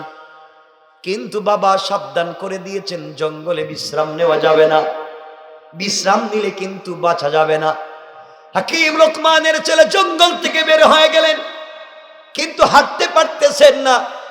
চোখের ঘুমে তিনি যেন পড়ে যান। আবার 2 রাকাত সালাতুল হাজত পড়লেন। আল্লাহর কাছে বললেন, আল্লাহ এত বড় বিপদ থেকে কেমনে বাঁচবো? সালাম ফিরাইয়া তাকাইয়া দেখে তার চোখের সামনে বড় একটা বট গাছের মতো হঠাৎ একটা গাছ দেখা যায়। সুবহানাল্লাহ নাই না, সুবহানাল্লাহ বাদ দেন, কেমন ওটা আগামী বছর। সুবহানাল্লাহ কোন এই সাইডের কয় না, এই যে সাইডের মনে হইতেছে এরা কিটা রোহিঙ্গা নাকি? আপনারা কইেন না, দরকার নেই। আপনারা সুবহানাল্লাহ কোন তো বলি বাবারে, এখন আপনারা সুবহানাল্লাহ কোন তো। এরা মনে হয় বিয়া করে না, এজন্য এদের সাউন্ড একটু বেশি। এখন সবাই একসাথে বলি সুবহানাল্লাহ। এই তো ভালো লাগতেছে, যত চিল্লে কইতে পারেন, কোনো সমস্যা নাই, তাবারুক আছে। কারণ একবার যদি কেউ সুবহানাল্লাহ বলে, আল্লাহ বলছেন একবারে সুবহানাল্লাহ, জান্নাতে তার জন্য আল্লাহ একটা গাছ লাগান, যেই গাছের ছায়া দিয়া 70 বছর পর্যন্ত যদি একটা গুড়া দৌড়ায়, এই গাছের ছায়া শেষ হবে না। এত বারাকা। আমার বন্ধুগণ,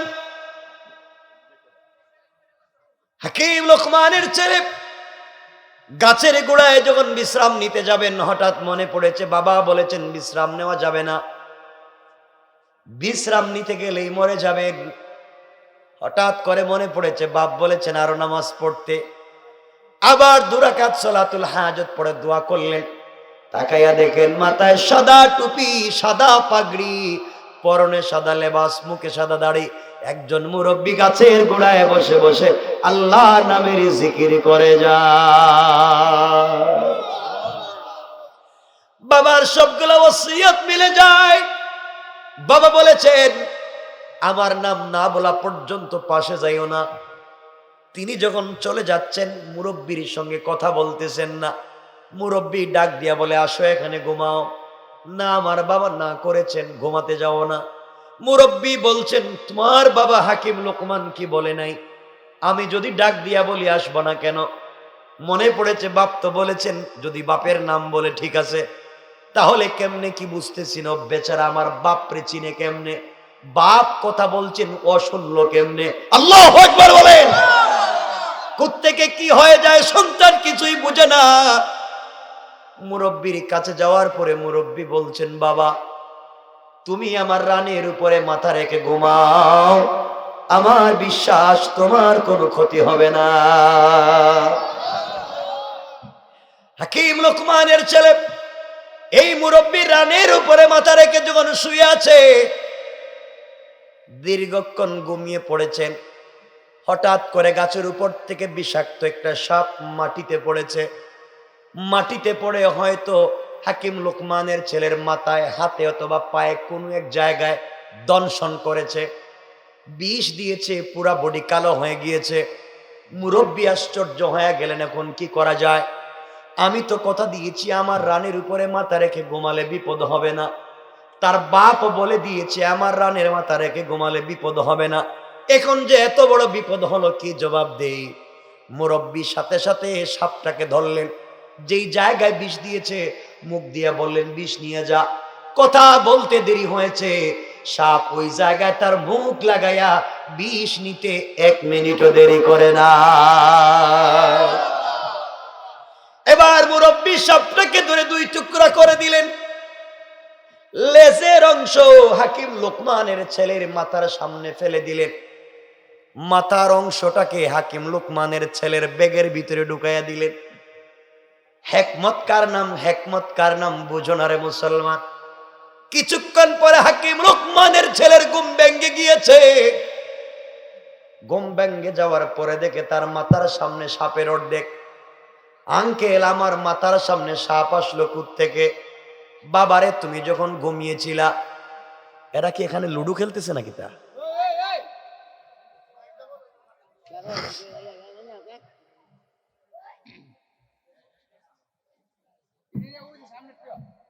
আমার দিকে তাকান। হাকিম লোকমানের ছেলে বলছে, আঙ্কেল তো কি হয়েছে? বলে, বাপ সাপ এসে তোমাকে দংশন করেছিল, সাপটাকে মেরে ফেলে দিয়েছি, তুমি সুস্থ হয়ে গিয়েছ। এই যে সাপের অর্ধেক ওখানে ফেলে রেখেছি, আর এখানে বেশি সময় থাকা যাবে না, এখন তুমি সফর শুরু করো। এবার হাকিম লোকমানের ছেলে সফরে শুরু করলেন। 1-2 কদম যাওয়ার পরে বাপ বলেছেন, সামনে আরো ভয়ঙ্কর বিপদ, যাওয়ার পথে যদি মুরব্বীকে বুঝাইয়া সফরে নিয়ে যাওয়া যায় তাহলে বিপদ থেকে বাঁচা যাবে। এবার মুরব্বীকে ডাক দিয়ে বলছেন, আঙ্কেল আপনি কি আমার সঙ্গে সফরে যাইবেন? মুরব্বী বলছেন, তুমি যদি নেও আপত্তি নাই। দুজন মিলে সফর শুরু করলেন। পড়েন সুবহানাল্লাহ। সফর করতে করতে এক পর্যায়ে তারা গ্রামের ভিতরে ঢুকে পড়লেন। গ্রামে যাওয়ার পরে হাকিম লোকমানের ছেলে পরিচয় দিলেন, আমি হাকিম লোকমানের ছেলে। গ্রামের মানুষ তাকে আদর আপ্যায়ন করলো, 3 দিন খাওয়ালো, কিন্তু ঘুমিয়ে গিয়েছেন, মনে নাই। 4th দিন সকাল হয়ে গিয়েছে। 4th দিন সকাল যখন হয়ে গিয়েছে, সকালবেলা এলাকার মুরব্বীরা মিলে এই দেশের সব থেকে সুন্দরী একটা মেয়েকে বধূর মতো সাজাইয়া, অলংকার জেওয়ার পরাইয়া, নতুন বধূর মতো সাজাইয়া হাকিম লোকমানের ছেলের কাছে এনে বলছে, বাপ তুমি এই মেয়েটাকে বিয়ে করো, তাহলে তোমার সঙ্গে আমাদের আত্মীয়তা ঠিক থেকে যাবে, বিয়ে করাই লাগবে। হাকিম লোকমানের ছেলের মনে পড়ে গেল, বাপ বলেছেন এই মেয়েকে বিয়ে করলে বাসর রাত্রে মরে যাওয়া লাগবে। কিন্তু হাকিম লোকমানের ছেলে চোখ ফিরাতে পারেন না। তিনি মনে করেন পৃথিবীতে এত সুন্দর কোনো নারী হতে পারে না। বাপ তো বলেছেন বিয়ে করা যাবে না, বিয়ে করলেই ঝামেলা, কিন্তু আমি বিয়ে না করলে তো এই মেয়েকে আরেকটা ছেলে বিয়ে করবে, আমার চোখের সামনে এই মেয়েটা আরেকটা ছেলের বউ হবে, সহ্য হয় না। তিনি বললেন, না আমি এই মেয়েটাকে বিয়ে করব না, নিয়ে যাও। কিন্তু আবার মনে পড়লো, মেয়েটাকে তো আর একজন বিয়ে করবে, আমি না করে যাব কেমনে? কিন্তু বাপ বলেছেন বিয়ে করলে বিপদ। কি বিপদ আছে? বিপদ কি করব? মেয়েটাকে যখন সবাই নিয়ে গিয়েছে, হাকিম লোকমানের ছেলে মেয়েটার চেহারা বলতে পারেন না, কি দেখলাম, কেনই বা বিয়ে করব না?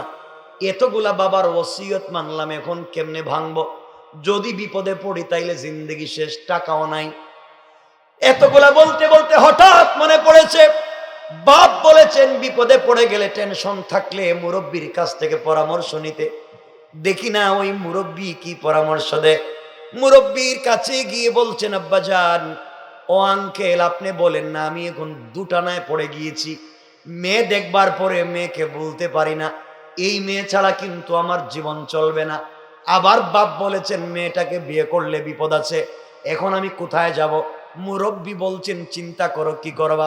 হাকিম লোকমানের ছেলে বলছে আঙ্কেল আমার বাপ বলেছেন বেশি বিপদে পড়ে গেলে আপনার পরামর্শ নিতে, আপনি বলেন তুই বিপদে কি পরামর্শ দিবেন। মুরব্বী মুচকি হেসে বলছেন হাকিম লোকমানের ছেলে কি চাও? আমারই জিগায় আলাপ কি, আমি তুই মেয়েটারই চাই। এবার মুরব্বী বলছেন এই মেয়ে ছাড়া কি চলা যাবে না? কয় জিন্দেগিও চলবে না, কিন্তু বাবার ওসিয়ত তো বাদ দিতে পারি না, মরে যদি যাই, কিন্তু মেয়েটা লাগবে, কি করব। এবার মুরব্বী মাথায় হাত দিয়ে বললেন বাবারে তোমার মন যদি চায় মেয়েটাকে বিয়ে করে ফেলো, যতগুলা বিপদ আসবে সবগুলা বিপদের মোকাবেলা অবশ্যই আমি নিজের থেকে চেষ্টা করে দূর করে দেব। কোন সুবহানাল্লাহ, আল্লাহু আকবার বলেন, আল্লাহু আকবার। আস্তে আস্তে আওয়াজ কমে যাইতেছে, কমে যাইতেছে, ওয়াজকে রেখে দিতেছে, মনে হচ্ছে পনে একটা হয়ে গেছে। কি রাখে দিব ভাই? এমনি যাইতে যাওয়া লাগবে তো,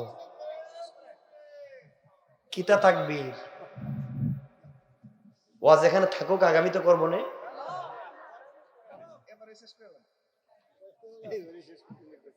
লম্বা এক পনে একটা হয়ে গেছে, বুঝতেছেন না কেন আপনারা?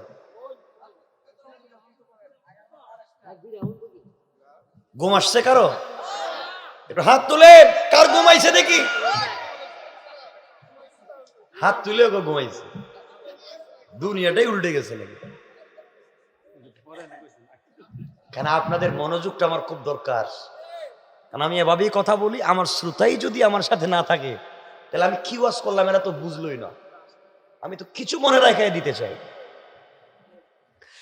আমার বন্ধুগণ গভীর মনোযোগ, কি বলতে চাই দিল দিয়ে শোনেন। এক পর্যায়ে মুরব্বী বলে দিয়েছেন লোকমানের ছেলেরে তোমার যদি মন চায় মেয়েটাকে বিয়ে করে ফেলো, পরবর্তী পদক্ষেপ গুলো আমি দেখব। হাকিম লোকমানের ছেলে খুশি হয়ে গেলেন।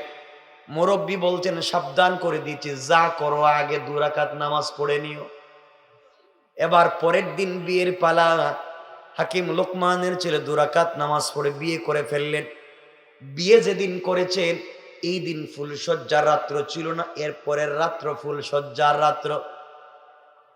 বিয়ে করার পরে বিকেল বেলা আসরের পরে, মানে আসরের পরে ওই টাইমটায় হাকিম লোকমানের ছেলে আর মুরব্বী মিলে দুজন গ্রামের ভিতর দিয়ে হাঁটতেছেন। হাঁটবার সময় দেখেন রাস্তার 2 ধারে নারী পুরুষ, ছেলে মেয়ে, আবাল বৃদ্ধ বনিতা সবাই হাকিম লোকমানের ছেলের দিকে তাকাইয়া হাসে। সবাই হাসাহাসি করে, ডিল মারে, মুস্কি হাসে, চিল্লাচিল্লি করে। হাকিম লোকমানের ছেলে বলছেন তোমরা কি আমারে পাগল পাইছো? আমি তোমাদের দুলাভাই, তোমরা হাসো কেন? তোমরা পুরা গ্রামের মানুষ হাসো কেন? কি হইছে? আমি তোমাদের এলাকার এক মেয়েকে বিয়ে করছি, আমি এই দেশের বড় হুজুরের ছেলে, তোমরা হাসাহাসি করা কেন? সবাই বলতেছে হাকিম লোকমানের ছেলে মনে করেছিলাম বাপ বড় হাকিম, তুমিও মনে হয় বড় বড় হাকিম, তোমারও ব্রেইন আছে, তো সমস্যা কি? কেমনে তুমি এই মেয়েটাকে বিয়ে করলা? এই জন্য আমরা হাসতেছি। কেন মেয়েটাকে বিয়ে করে আমি কি অপরাধ করেছি? ও হাকিম লোকমান, তুমি যে হাকিম লোকমানের ছেলেরে জানো না, আজকে রাত্রে তুমি মরে যাইবা, এই জন্যে তোমার চেহারার দিকে তাকাই আমরা হাসি। কেন আমি মরে যাবে? ব্যাপার কি? এলাকার সব মানুষ বলছে বাইরে যেই মেয়েটাকে তুমি বিয়ে করছো এই মেয়েটার এটা হলো 11 নম্বর বিয়ে, তোমার আগে আরো 10টা বিয়ে হয়েছে, 10টা স্বামী বাসর রাত্রে মারা গেছে, একটাও বাঁচে নাই, এবার 11 নম্বর তুমিও রাত্রে মারা যাইবা। এই জন্য বললাম তোমার মতো আহাম্মকার নাই। 10টা স্বামী যে স্ত্রীর মারা যায় বাসর রাত্রে, তুমি 11 নম্বরে তো নির্ঘাত মারা যাইবা, এই জন্য হাসতেছি। হাকিম লোকমানের ছেলে বলেন তো বিপদ তো দেখতেছি ঘাড়ে উঠে গেছে। সত্যি কি? বলে হ্যাঁ 10 জন মারা গেছে। কই মেয়ের দিকে তাকে এমন হইলো কোন ছেলেরই দেখে নাই, তোমরা বলো 10টা বিয়ে করছে, 10টা স্বামী মারা গেছে, আমি 11 নম্বর। এবার মুরব্বীরে জড়ায় কয় আঙ্কেল আমারে বাঁচান, বউর দরকার নেই, এখন আমারে বাঁচান, কি বিপদে পড়লাম বিয়ে করে। বাপ বলছিলেন বিয়ে করলে বিপদ আছে, এখন তো শুধু বিপদ না, এখন তো জানও শেষ, এখন কি করব? মুরব্বী বললেন বাবা চিন্তার কোনো কারণ নাই, যা হয়ে গেছে তো হয়ে গেছে, বিপদে পড়ে গেলে নামাজ পড়ে নিও। আমার মন বলতেছে তুমি যদি 2 রাকাত সালাতুল হাজত পড়ো, এমন বিপদ থেকেও আল্লাহ তোমাকে বাঁচাইয়া দিতে পারে। সন্ধ্যা হয়ে গিয়েছে, বাসর রাত্র সাজানো, বাসর ঘর সাজানো হয়েছে। এদিকে তাকায়া দেখে বাড়িতে ডুম হাজির। ডুমকে, ডুম কার নাম? যারা লাশ কাটে তার নাম ডুম। বাড়িতে ডুম হাজির। কয় ডুম আইসুস কেন? কয় আপনি তো মরে যাবেন। কয় মরার আগে ডুম হাজির, মানে সবাই তাইলে অপেক্ষমান।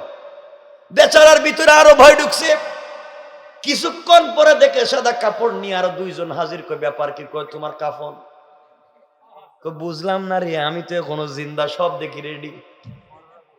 কিছুক্ষণ পরে দেখে গ্রামের আরো মানুষ হাজির, পানি নিয়ে মাটি নিয়ে। কয় ব্যাপার কি? কয় গুরুস্থানে কবর খুঁজতেছি। ব্যাপার কি? কয় তুমি তো রাত্রে মরে যাইবা। এগুলো শুনবার পরে বেচারা দৌড়াইয়া মুরব্বীর পায়ে ধরে কান্দে আর কয় আমার বাঁচান, বউর দরকার নাই, ভাগেন। পুরা এলাকায় যুবকেরা, পুরা এলাকা ব্যারিকেড দিয়েছে, যাইতে দেওয়া যাবে না। বিয়া যেহেতু করছো, বাসের রাত্রে বউর কাছে যাওয়া লাগবে। এদিকে যে যত কৌশল করুক না কেন, সব থেকে বড় কৌশলী কে? আরো জোরে বলেন কে? এজন্য আমার আল্লাহ কোরআনে কারিমে বলেছেন ওয়া মাকারু ওয়া মাকারাল্লাহ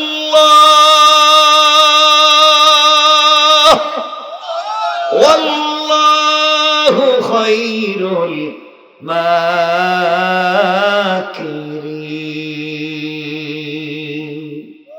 আল্লাহ রাব্বুল ইজ্জত ওয়াল জালাল বলে দিয়েছেন, বান্দারে তোমরা দুনিয়ার জমিনে যত কৌশল করো না কেন, আমার কৌশল তোমরা জানো না। তোমাদের সবার কৌশলের চাইতে আমি আল্লাহর কৌশল বড়। কোন সুবহানাল্লাহ। এবার হাকিম লোকমানের ছেলে কাঁদতেছে, কি করা যায়? মুরব্বী বলছেন, বাবারে যাই হইছে, বাসর রাত্রে বউর কাছে যাও, দরকার নাই, যাওয়াই লাগবে। বিয়ে যেহেতু করছো, কয় 11 নম্বর আমি মোর সব হাজির। আপনি কি দেখতেছেন? আব্বার কাছে কেমনে যাইব? হুজুর আমার টাকার দরকার নাই, আগে বাড়িতে পাঠান। কিচ্ছু করা যাবে না, বিয়ে যখন করছো বউর কাছে যাও। রাত্র যখন গভীর হয়েছে, হাকিম লোকমানের ছেলে বাসর রাত্রে স্ত্রীর কাছে যাবেন, যাইতে শুরু করেছেন। 1 পা সামনে যায়, 2 পা পিছনে যায়। মুরব্বীরে কো হুজুর যাওয়ার পরে যদি মইরে যে আব্বার কাছে খবরটা পাঠাইন। মুরব্বী বলছেন 2 রাকাত সালাতুল হাজত পড়ে যাও। ঘরে যাওয়ার পরে স্ত্রী তোমাকে জাপটে ধরে বলবে মেলামেশা করতে। খবরদার আমার কথা না শুনে মেলামেশা করবা না, স্ত্রীর সঙ্গে মেলামেশা করবা না। হুজুর আপনার কি সময়ের আগে যদি মাইরে ফেলায়, এটা কি জল্লাদ 10টারে মাইরে ফেলাইস, আমি এখন 11 নম্বর কেমনে বাঁচব? মুরব্বী বলে দিয়েছেন, বাবারে তুমি ঘরের ভিতরে যাইবা, মেয়েটা মেলামেশা করতে চাইবে, তুমি বলবা স্ত্রী আজকের রাত্র তুমি আমাকে চিনো, আমি তোমাকে চিনি, চিনা জানার প্রয়োজন আছে, জানবার প্রয়োজন আছে, এভাবে সময় কাটাইয়া দিবা। কিছুক্ষণ পরে স্ত্রী যখন বারবার তোমাকে অনুনয় বিনয় করবে, তুমি বলবা আমার পেটে ব্যথা হচ্ছে, আমি টয়লেটে যাব, ওয়াশরুমে যাব। এই কথা বলে বলবে একটা বদনা দেও, লুটা দেও, পানির পাত্র দেও, ওটা নিয়ে আমার কাছে ফিরত আসবা। এরপরে যা করা লাগে আমি করব। হাকিম লোকমানের ছেলে বলছেন, হুজুরের ভিতরে যদি মায়ের শুরু করে। তিনি বললেন তুমি আসো, আশা করি কিছু হবে না। হাকিম লোকমানের ছেলে ঘরের দরজায় গিয়ে ঘরে ঢুকবেন, মুরব্বীরে কও হুজুর আঙ্কেল আপনিও আসেন আমার সাথে, আমার তো ভয় হচ্ছে। মুরব্বী বললেন বাবা যাও, যা বলছি তাই করো, আবার তুমি ফিরে আসো। মন বলছে নামাজ পড়েছ, রব্বা ছায়া দিবেন। হাকিম লোকমানের ছেলে ঘরের ভিতরে ঢুকেছেন, স্ত্রী তাকে মেলামেশা করার জন্য চাপ দিয়েছেন। তিনি বললেন দেখো বিয়ে যেহেতু করেছি, তুমি আমার বউ, আমি তোমার স্বামী, সব ঠিক আছে, চিনা জানার দরকার, কেন 10টা মারা গেছে এটাও জানা দরকার। মনে মনে বলতেছে আমার নাম থাকালে কইস না। হঠাৎ করে এভাবে দীর্ঘক্ষণ চলে যাওয়ার পরে হাকিম লোকমানের ছেলে বলছেন, স্ত্রী আমার তো পেটে ব্যথা হচ্ছে, ওয়াশরুমে যাওয়া লাগবে, টয়লেটে যাওয়া লাগবে, অজু ইস্তেঞ্জার প্রয়োজন আছে, আমি ওয়াশরুমে যাব, পানি দাও। বউ বলতেছে, আপনি গেলে কি আবার আসবেন? কথা দিলাম আসবো। মনে মনে করে বাইরে হইলে কি আমার আবু নাকি? ঘর থেকে বের হয়েছে, বলছে বদনা নিয়ে বের হয়েছে। মুরব্বীর কাছে এসে বলছে, আঙ্কেল পয়লা বার তো বাইচা গেলাম, বদনানের আমি আর যাইতাম না, এখন রাত্রবেলা ভাগেন। মুরব্বী বলছেন, বদনাটা এখানে রাখো, লুটাটা এখানে রাখো, অজু করে আসো। হাকিম লোকমানের ছেলে অজু করতে গেলে, এদিকে আল্লাহর ওলি এই মুরব্বী হাকিম লোকমানের ব্যাগের ভিতরে অর্ধেক সাপ আসেনি।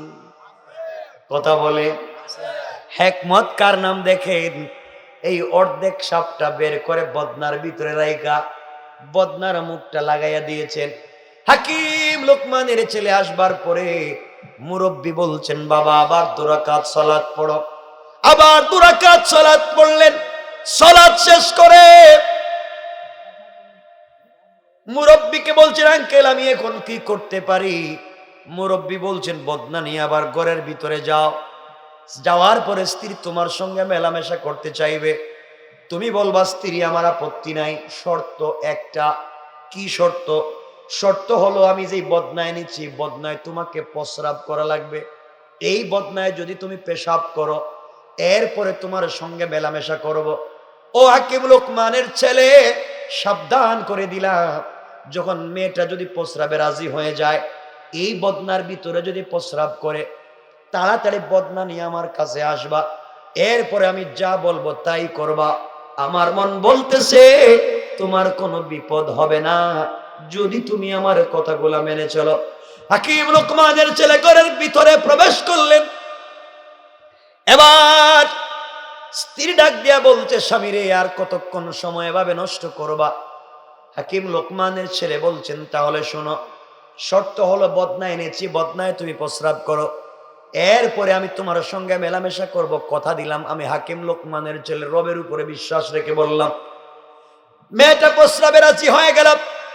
মেয়েটা যখন প্রস্রাব করেছে, মেয়েটা প্রস্রাব করার পরে ডাকনাটা লাগাইয়া দৌড় দিয়া বলতেছে, 1 মিনিট আমি আসতেছি। এই বলে দৌড় দিয়া বদনা নিয়ে আবার হাজির, লুটা নিয়ে পানির পাত্র নিয়ে হাজির মুরব্বীর কাছে। আঙ্কেল দিলাম, এখন বলেন কি করব? কতক্ষণ এভাবে যাবে? আমার তো ভিতরে পানি নাই, কখন কি ঘটে যায়, বাইরে বাইরে এদিকে ডুম দাঁড়ায় আছে। মুরব্বী বললেন, বদনা উল্টাও।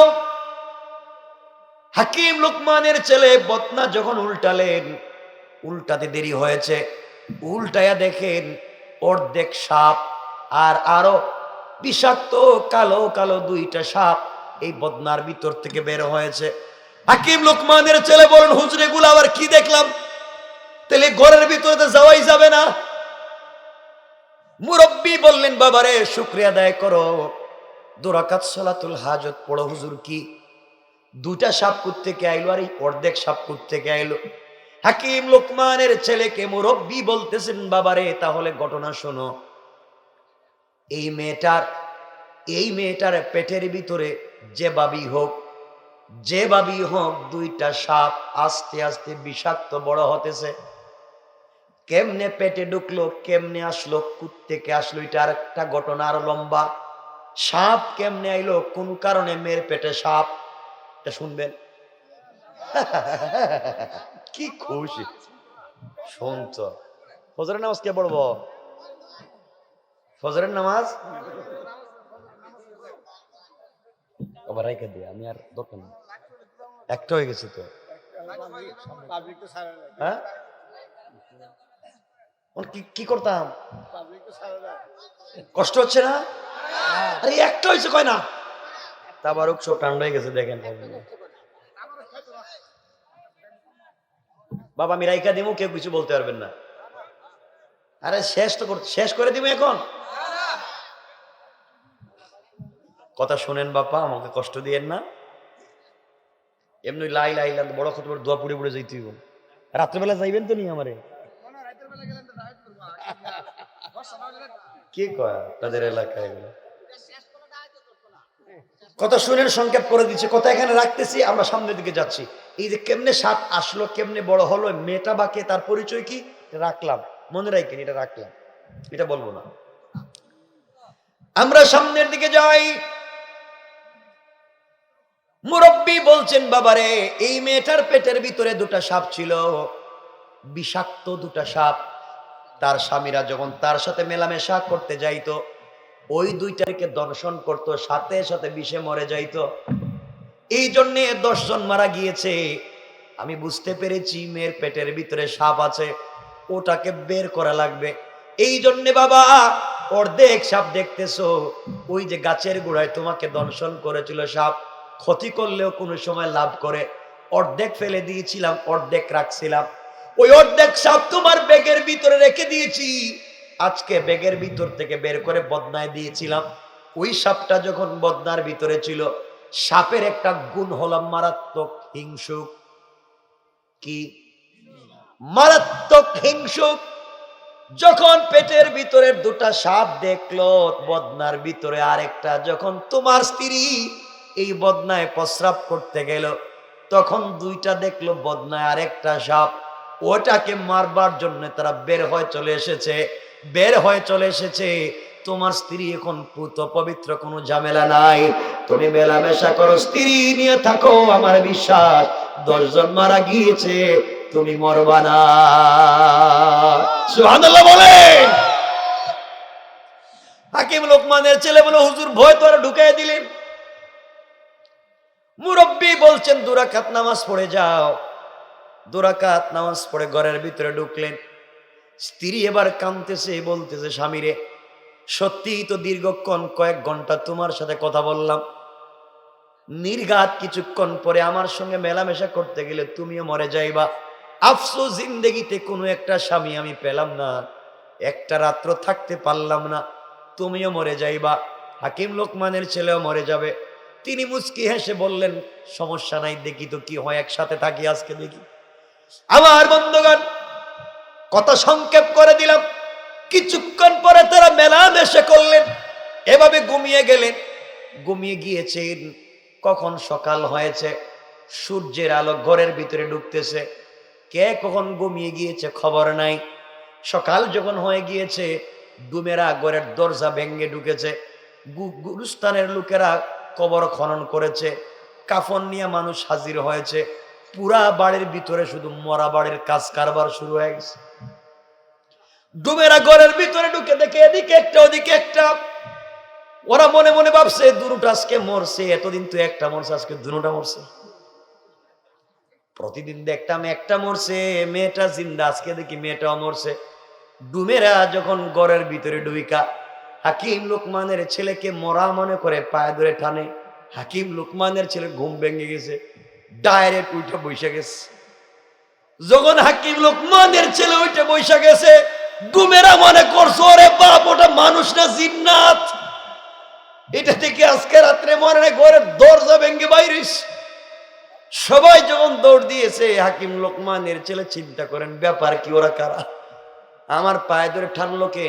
ঘরের ভিতর থেকে বললেন, কারা তোমরা? আমরা তো ডুম, তুমি কে? হাকিম লোকমানের ছেলে বললেন, আমি তো হাকিম লোকমানের ছেলে। ডুমেরা পুরা গ্রাম ছেড়ে ভাগতেছে আর বলতেছে এই বাড়িতে যাওয়া যাবে না, এই বাড়িতে মানুষ নেই, এটা ভূত নাইলে জিন্নাত। সব মরলো, কেন মরলো না? যারা গুরুস্থানের কাজ করতেছিল, ওরা গুরুস্থানের কাজ ফলায় ভাগছে, কেউ নাই, কেউ নাই। এবার মেয়েটা ঘুম ভেঙেছে, মেয়ে ঘুম ভেঙে দেখে হাকিম লোকমান হাঁটাহাঁটি করতেছে, মানে তার স্বামী। চিন্তা করে, কিরে 10টা মরলো, দেখি মরলো না, টেলিক মানুষ না, বউ বাগছে। এবার হাকিম লোকমানের ছেলে আশ্চর্য হয়ে গেলেন, ব্যাপার কি? তিনি বের হয়ে বুঝাতে চাইলেন, আসলে আমি তো হাকিম লোকমানের ছেলে।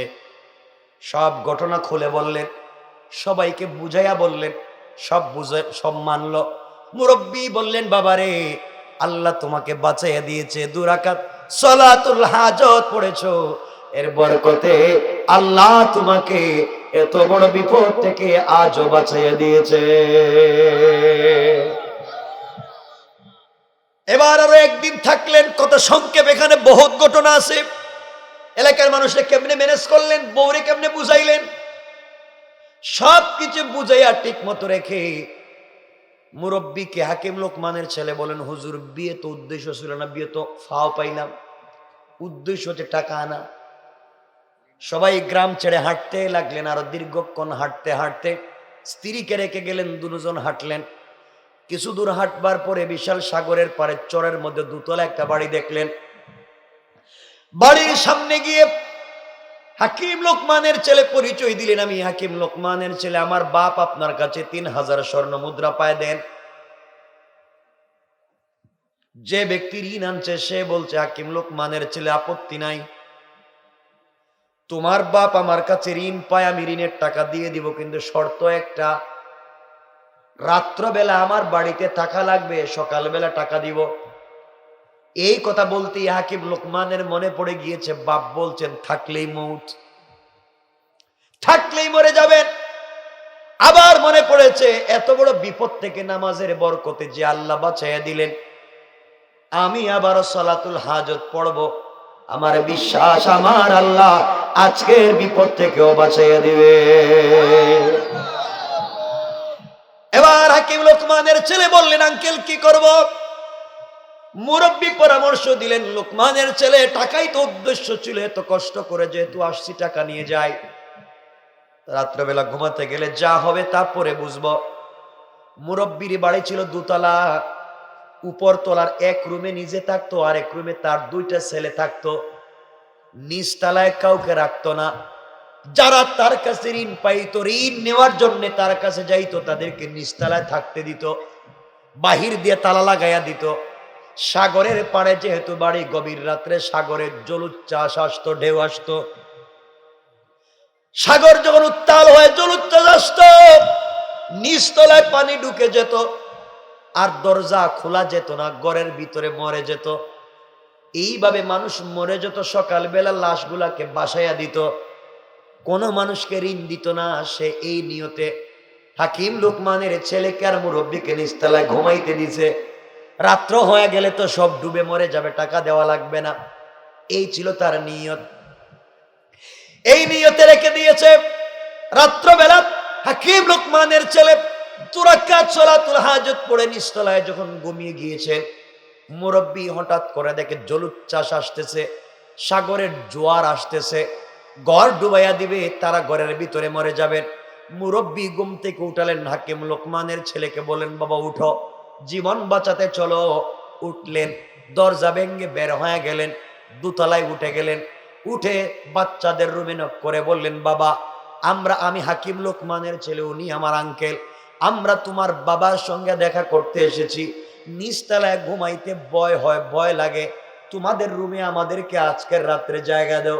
ওই মুরব্বীর 2 ছেলে বলছে, হাকিম লোকমানের ছেলে, আপনি আমার বাবার মেহমান, আপনারা 2 জন আমাদের 2 ভাইয়ের রুমে ঘুমান, আমরা 2 ভাই নিচতলায় গেলাম। কৌশল টাকা। এই 2 জন যখন নিচতলায় ঘুমাইতে গিয়েছে, বাহির থেকে হাকিম লোকমানের ছেলে তালা লাগাইয়া দিছে। কিছুক্ষণ পরে জলোচ্ছ্বাস আসছে, 2 ভাই তো সাগরের নিচে একেবারেই তলায় গেছে, ঘর থেকে বের হতে পারে নাই, ঘরের ভিতরে মরে গেছে। সকালবেলা মুরব্বী মনে করেছে হাকিম লোকমানের ছেলে আর মুরব্বী মরে গিয়েছে, এই মনে করে তালা খুলে ভিতরে ঢুকে দেখে নিজের ছেলে। কার ছেলে? মারতে চাইলো কারে আর মরলো কে? এই জন্যে কেউ কারো জন্য গর্ত খনন করলে সেই গর্তে পড়ে নিজেই মরা লাগে। কথা বলেন না কেন?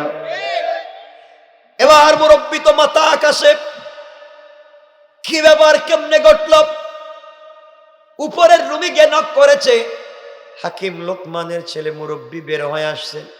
কি ব্যাপার, আপনি না কৌশল করেছিলেন আমাদেরকে মেরে ফেলবেন, আপনি টাকা দিবেন না, টাকাও দিবেন, ছেলেও গেছে, ছেলে 2টা তো মরছে, এখন টাকা দিবেন, কৌশলটা কার? আর জুড়ে বলেন কার? হাকিম লোকমানের ছেলেকে 3000 স্বর্ণ মুদ্রা দেয়া মুরব্বী যখন বিদায় দিয়েছে, এতদিন মানুষকে ঠকাইছে, আজকে ধরা পড়েছে জায়গা মতো, টাকা দিয়ে যখন বিদায় দিয়েছে, মুরব্বী আর হাকিম লোকমানের ছেলে টাকাগুলা নিয়ে যখন আসতে শুরু করলেন, দীর্ঘ পথ আসার পরে এবার মুরব্বী বলছেন, হাকিম লোকমানের ছেলে থামো, তোমার সঙ্গে আমার কিছু কথা আছে। এবার মুরব্বী বলতেছেন, লোকমানের ছেলে রে, দীর্ঘক্ষণ তোমার সঙ্গে সফর করলাম, বড় বড় বিপদ থেকে তোমাকে বাঁচাবার চেষ্টা করলাম, আর আমি তোমার সঙ্গে সফরে থাকতে পারবো না। এখন আমার এক রাস্তা, তোমার আরেক রাস্তা বাবা, কিন্তু চলার পথে তোমাকে এত সহযোগিতা করেছি, টাকা পর্যন্ত তোমাকে পাইয়ে দিয়েছি। এখন বলো, তুমি অর্ধেক আমি অর্ধেক, তুমি কত নিবা আমি কত দিবা, আমারটা আমাকে দিয়ে আমাকে বিদায় দিয়ে দাও। হাকিম লোকমানের ছেলে চিন্তা করলেন, মুরব্বী তো সত্যি আমাকে বহুত সাপোর্ট করছে, এত সহযোগিতা না করলে আমি কিছুই পেতাম না। এখন বেচারা বলছে সব অর্ধেক অর্ধেক, টাকা হয়তো অর্ধেক দিলাম, বউরেও যদি কয় অর্ধেক। এই জিনিসে এত সুন্দরী বউ, এত কষ্ট করে বিয়ে করলাম, ওটা তো আর ভাগ দেওয়া যায় না। হাকিম লোকমানের ছেলে বলছেন, ও মুরব্বী, টাকা সব আপনি নিয়ে নেন, বউটা আমারে দিয়ে দেন। মুরব্বী বলছেন, লোকমানের ছেলেরে, তোমার উদ্দেশ্য তো বিয়ে ছিল না, তোমার উদ্দেশ্য ছিল টাকা। কেন তুমি টাকা নিতে চাও না? টাকাগুলো নিয়ে যাও, আমাকে তোমার কিছুই দেওয়া লাগবে না, টাকাও নিয়ে যাও, স্ত্রীও নিয়ে যাও, তুমি আমাকে কিছু দেওয়া লাগবে না, কিন্তু তোমার বাবার সঙ্গে যখন তোমার দেখা হবে, আমার পক্ষ থেকে সালাম জানাইয়া দিবা। এবার হাকিম লোকমানের ছেলে চিন্তায় পড়ে গেলেন, মুরব্বীটা আসলে কে? এখনো পরিচয় জানি না, কে সে? এবার হাকিম লোকমানের ছেলে মুরব্বীকে বলছেন, আঙ্কেল এত কষ্ট করলেন, আমার জন্য এত কিছু করলেন, আপনার খবর পাইলাম না, আপনার পরিচয় জানলাম না, দেন না আপনার পরিচয়, বাবার কাছে তো আপনার পরিচয় দেওয়া লাগবে। এবার মুরব্বী বলতেছেন, বাবারে আমার পরিচয় 1 মিনিটে শোনো, আমি কিন্তু দুনিয়ার সাধারণ কোন পাবলিক না, তোমাকে কেমনে সাপোর্ট দিলাম শুনে নাও। ও বাবা, তোমার বাবা ওসিয়ত করেছে, ঘর থেকে বের হওয়ার সময় 2 রাকাত সালাতুল হাজত পড়ে বের হয়ে যাও। তুমি যখন ঘর থেকে বের হওয়ার সময় প্রথম 2 রাকাত সালাতুল হাজত পড়ছিলা, আল্লাহ রাব্বুল ইজ্জত ওয়াল জালাল ওয়াদা করেছেন, যারা সালাতুল হাজত পড়ে ঘর থেকে বের হয়ে যায়, আল্লাহ তাদের হিফাজতের জন্য একজন ফেরেশতা নিযুক্ত করে দেয়। ওই ফেরেশতা তাদেরকে সব খারাপ কাজ থেকে, বিপদ আপদ থেকে বাঁচাইয়া দেয়, শুধুমাত্র সালাতুল হাজতের বরকতে। তোমার বাপ যখন দোয়া করেছে, তুমি যখন নামাজ পড়েছো, আল্লাহ রাব্বুল ইজ্জত ওয়াল জালাল এই সালাতুল হাজতের বরকতে আমার মতো একজন রহমতের ফেরেশতাকে তোমার খাদেম বানাইয়া দিয়েছেন। এতদিন অদৃশ্য ছিলাম রে হাকিম লোকমানের ছেলে, নামাজের বরকতে আল্লাহ আমাকে দৃশ্যমান বানাইয়া তোমার সকল কাজে সহযোগিতা করাইয়া সব তোমাকে পাইয়ে দিয়া, তোমাকে সালাম জানাইয়া বাবার কাছে পাঠাইয়া দিয়া একটা ওসিয়ত করে দিতে চাই রে লোকমানের ছেলে, চলার পথে আরো বিপদ আসবে, আরো ঝামেলায় পড়বা, যখনই তোমার কোনো প্রয়োজন পড়বে, যখন তুমি কোনো বিপদে পড়ে যাইবা, 2 রাকাত সালাতুল হাজত পড়ে আল্লাহর দরবারে দোয়া করবা, সাথে সাথে আল্লাহ তোমার হেফাজতের জন্য একজন রহমতের ফেরেশতা পাঠাইয়া তোমার পাহারাদারির ব্যবস্থা করে দিবে। হাকিম লোকমানের ছেলে বলছেন, আঙ্কেল শুকরিয়া, আপনি এত বড় কথা বলছেন, তাহলে আপনি মানুষ না, আপনি ফেরেশতা। ও বাবা, যারাই জীবনে সালাতুল হাজত পড়বে, সাথে সাথে আল্লাহ একজন ফেরেশতা পাঠাইয়া দিবেন। এই কথা শুনে হাকিম লোকমানের ছেলে সেজদায় পড়ে গেলেন। সেজদার থেকে উঠে দেখেন মুরব্বি নাই। এই জন্য আল্লাহ বলছেন, ওয়াল্লাযীনা ইয়াবিতুনা লিরাব্বিহিম সাজ্জাদান ওয়া কিয়ামা। বিপদে যদি পড়ে যাও বান্দারে, রুকু করো আমি আল্লাহর পায়ে, সিজদা করো আমি আল্লাহর পায়ে, আমি আল্লাহর জন্য দাঁড়াও, আমি আল্লাহর জন্য রুকুতে যাও, আমি আল্লাহর জন্য সিজদায় যাও। বান্দা 2 রাকাত নামাজ পড়ে চোখের পানি যদি ছেড়ে দিতে পারো, হাত নামাতে দেরি হবে, আমি আল্লাহ তোমার দোয়াকে কবুল করে নিতে দেরি হবে না। পড়েন সুবহানাল্লাহ।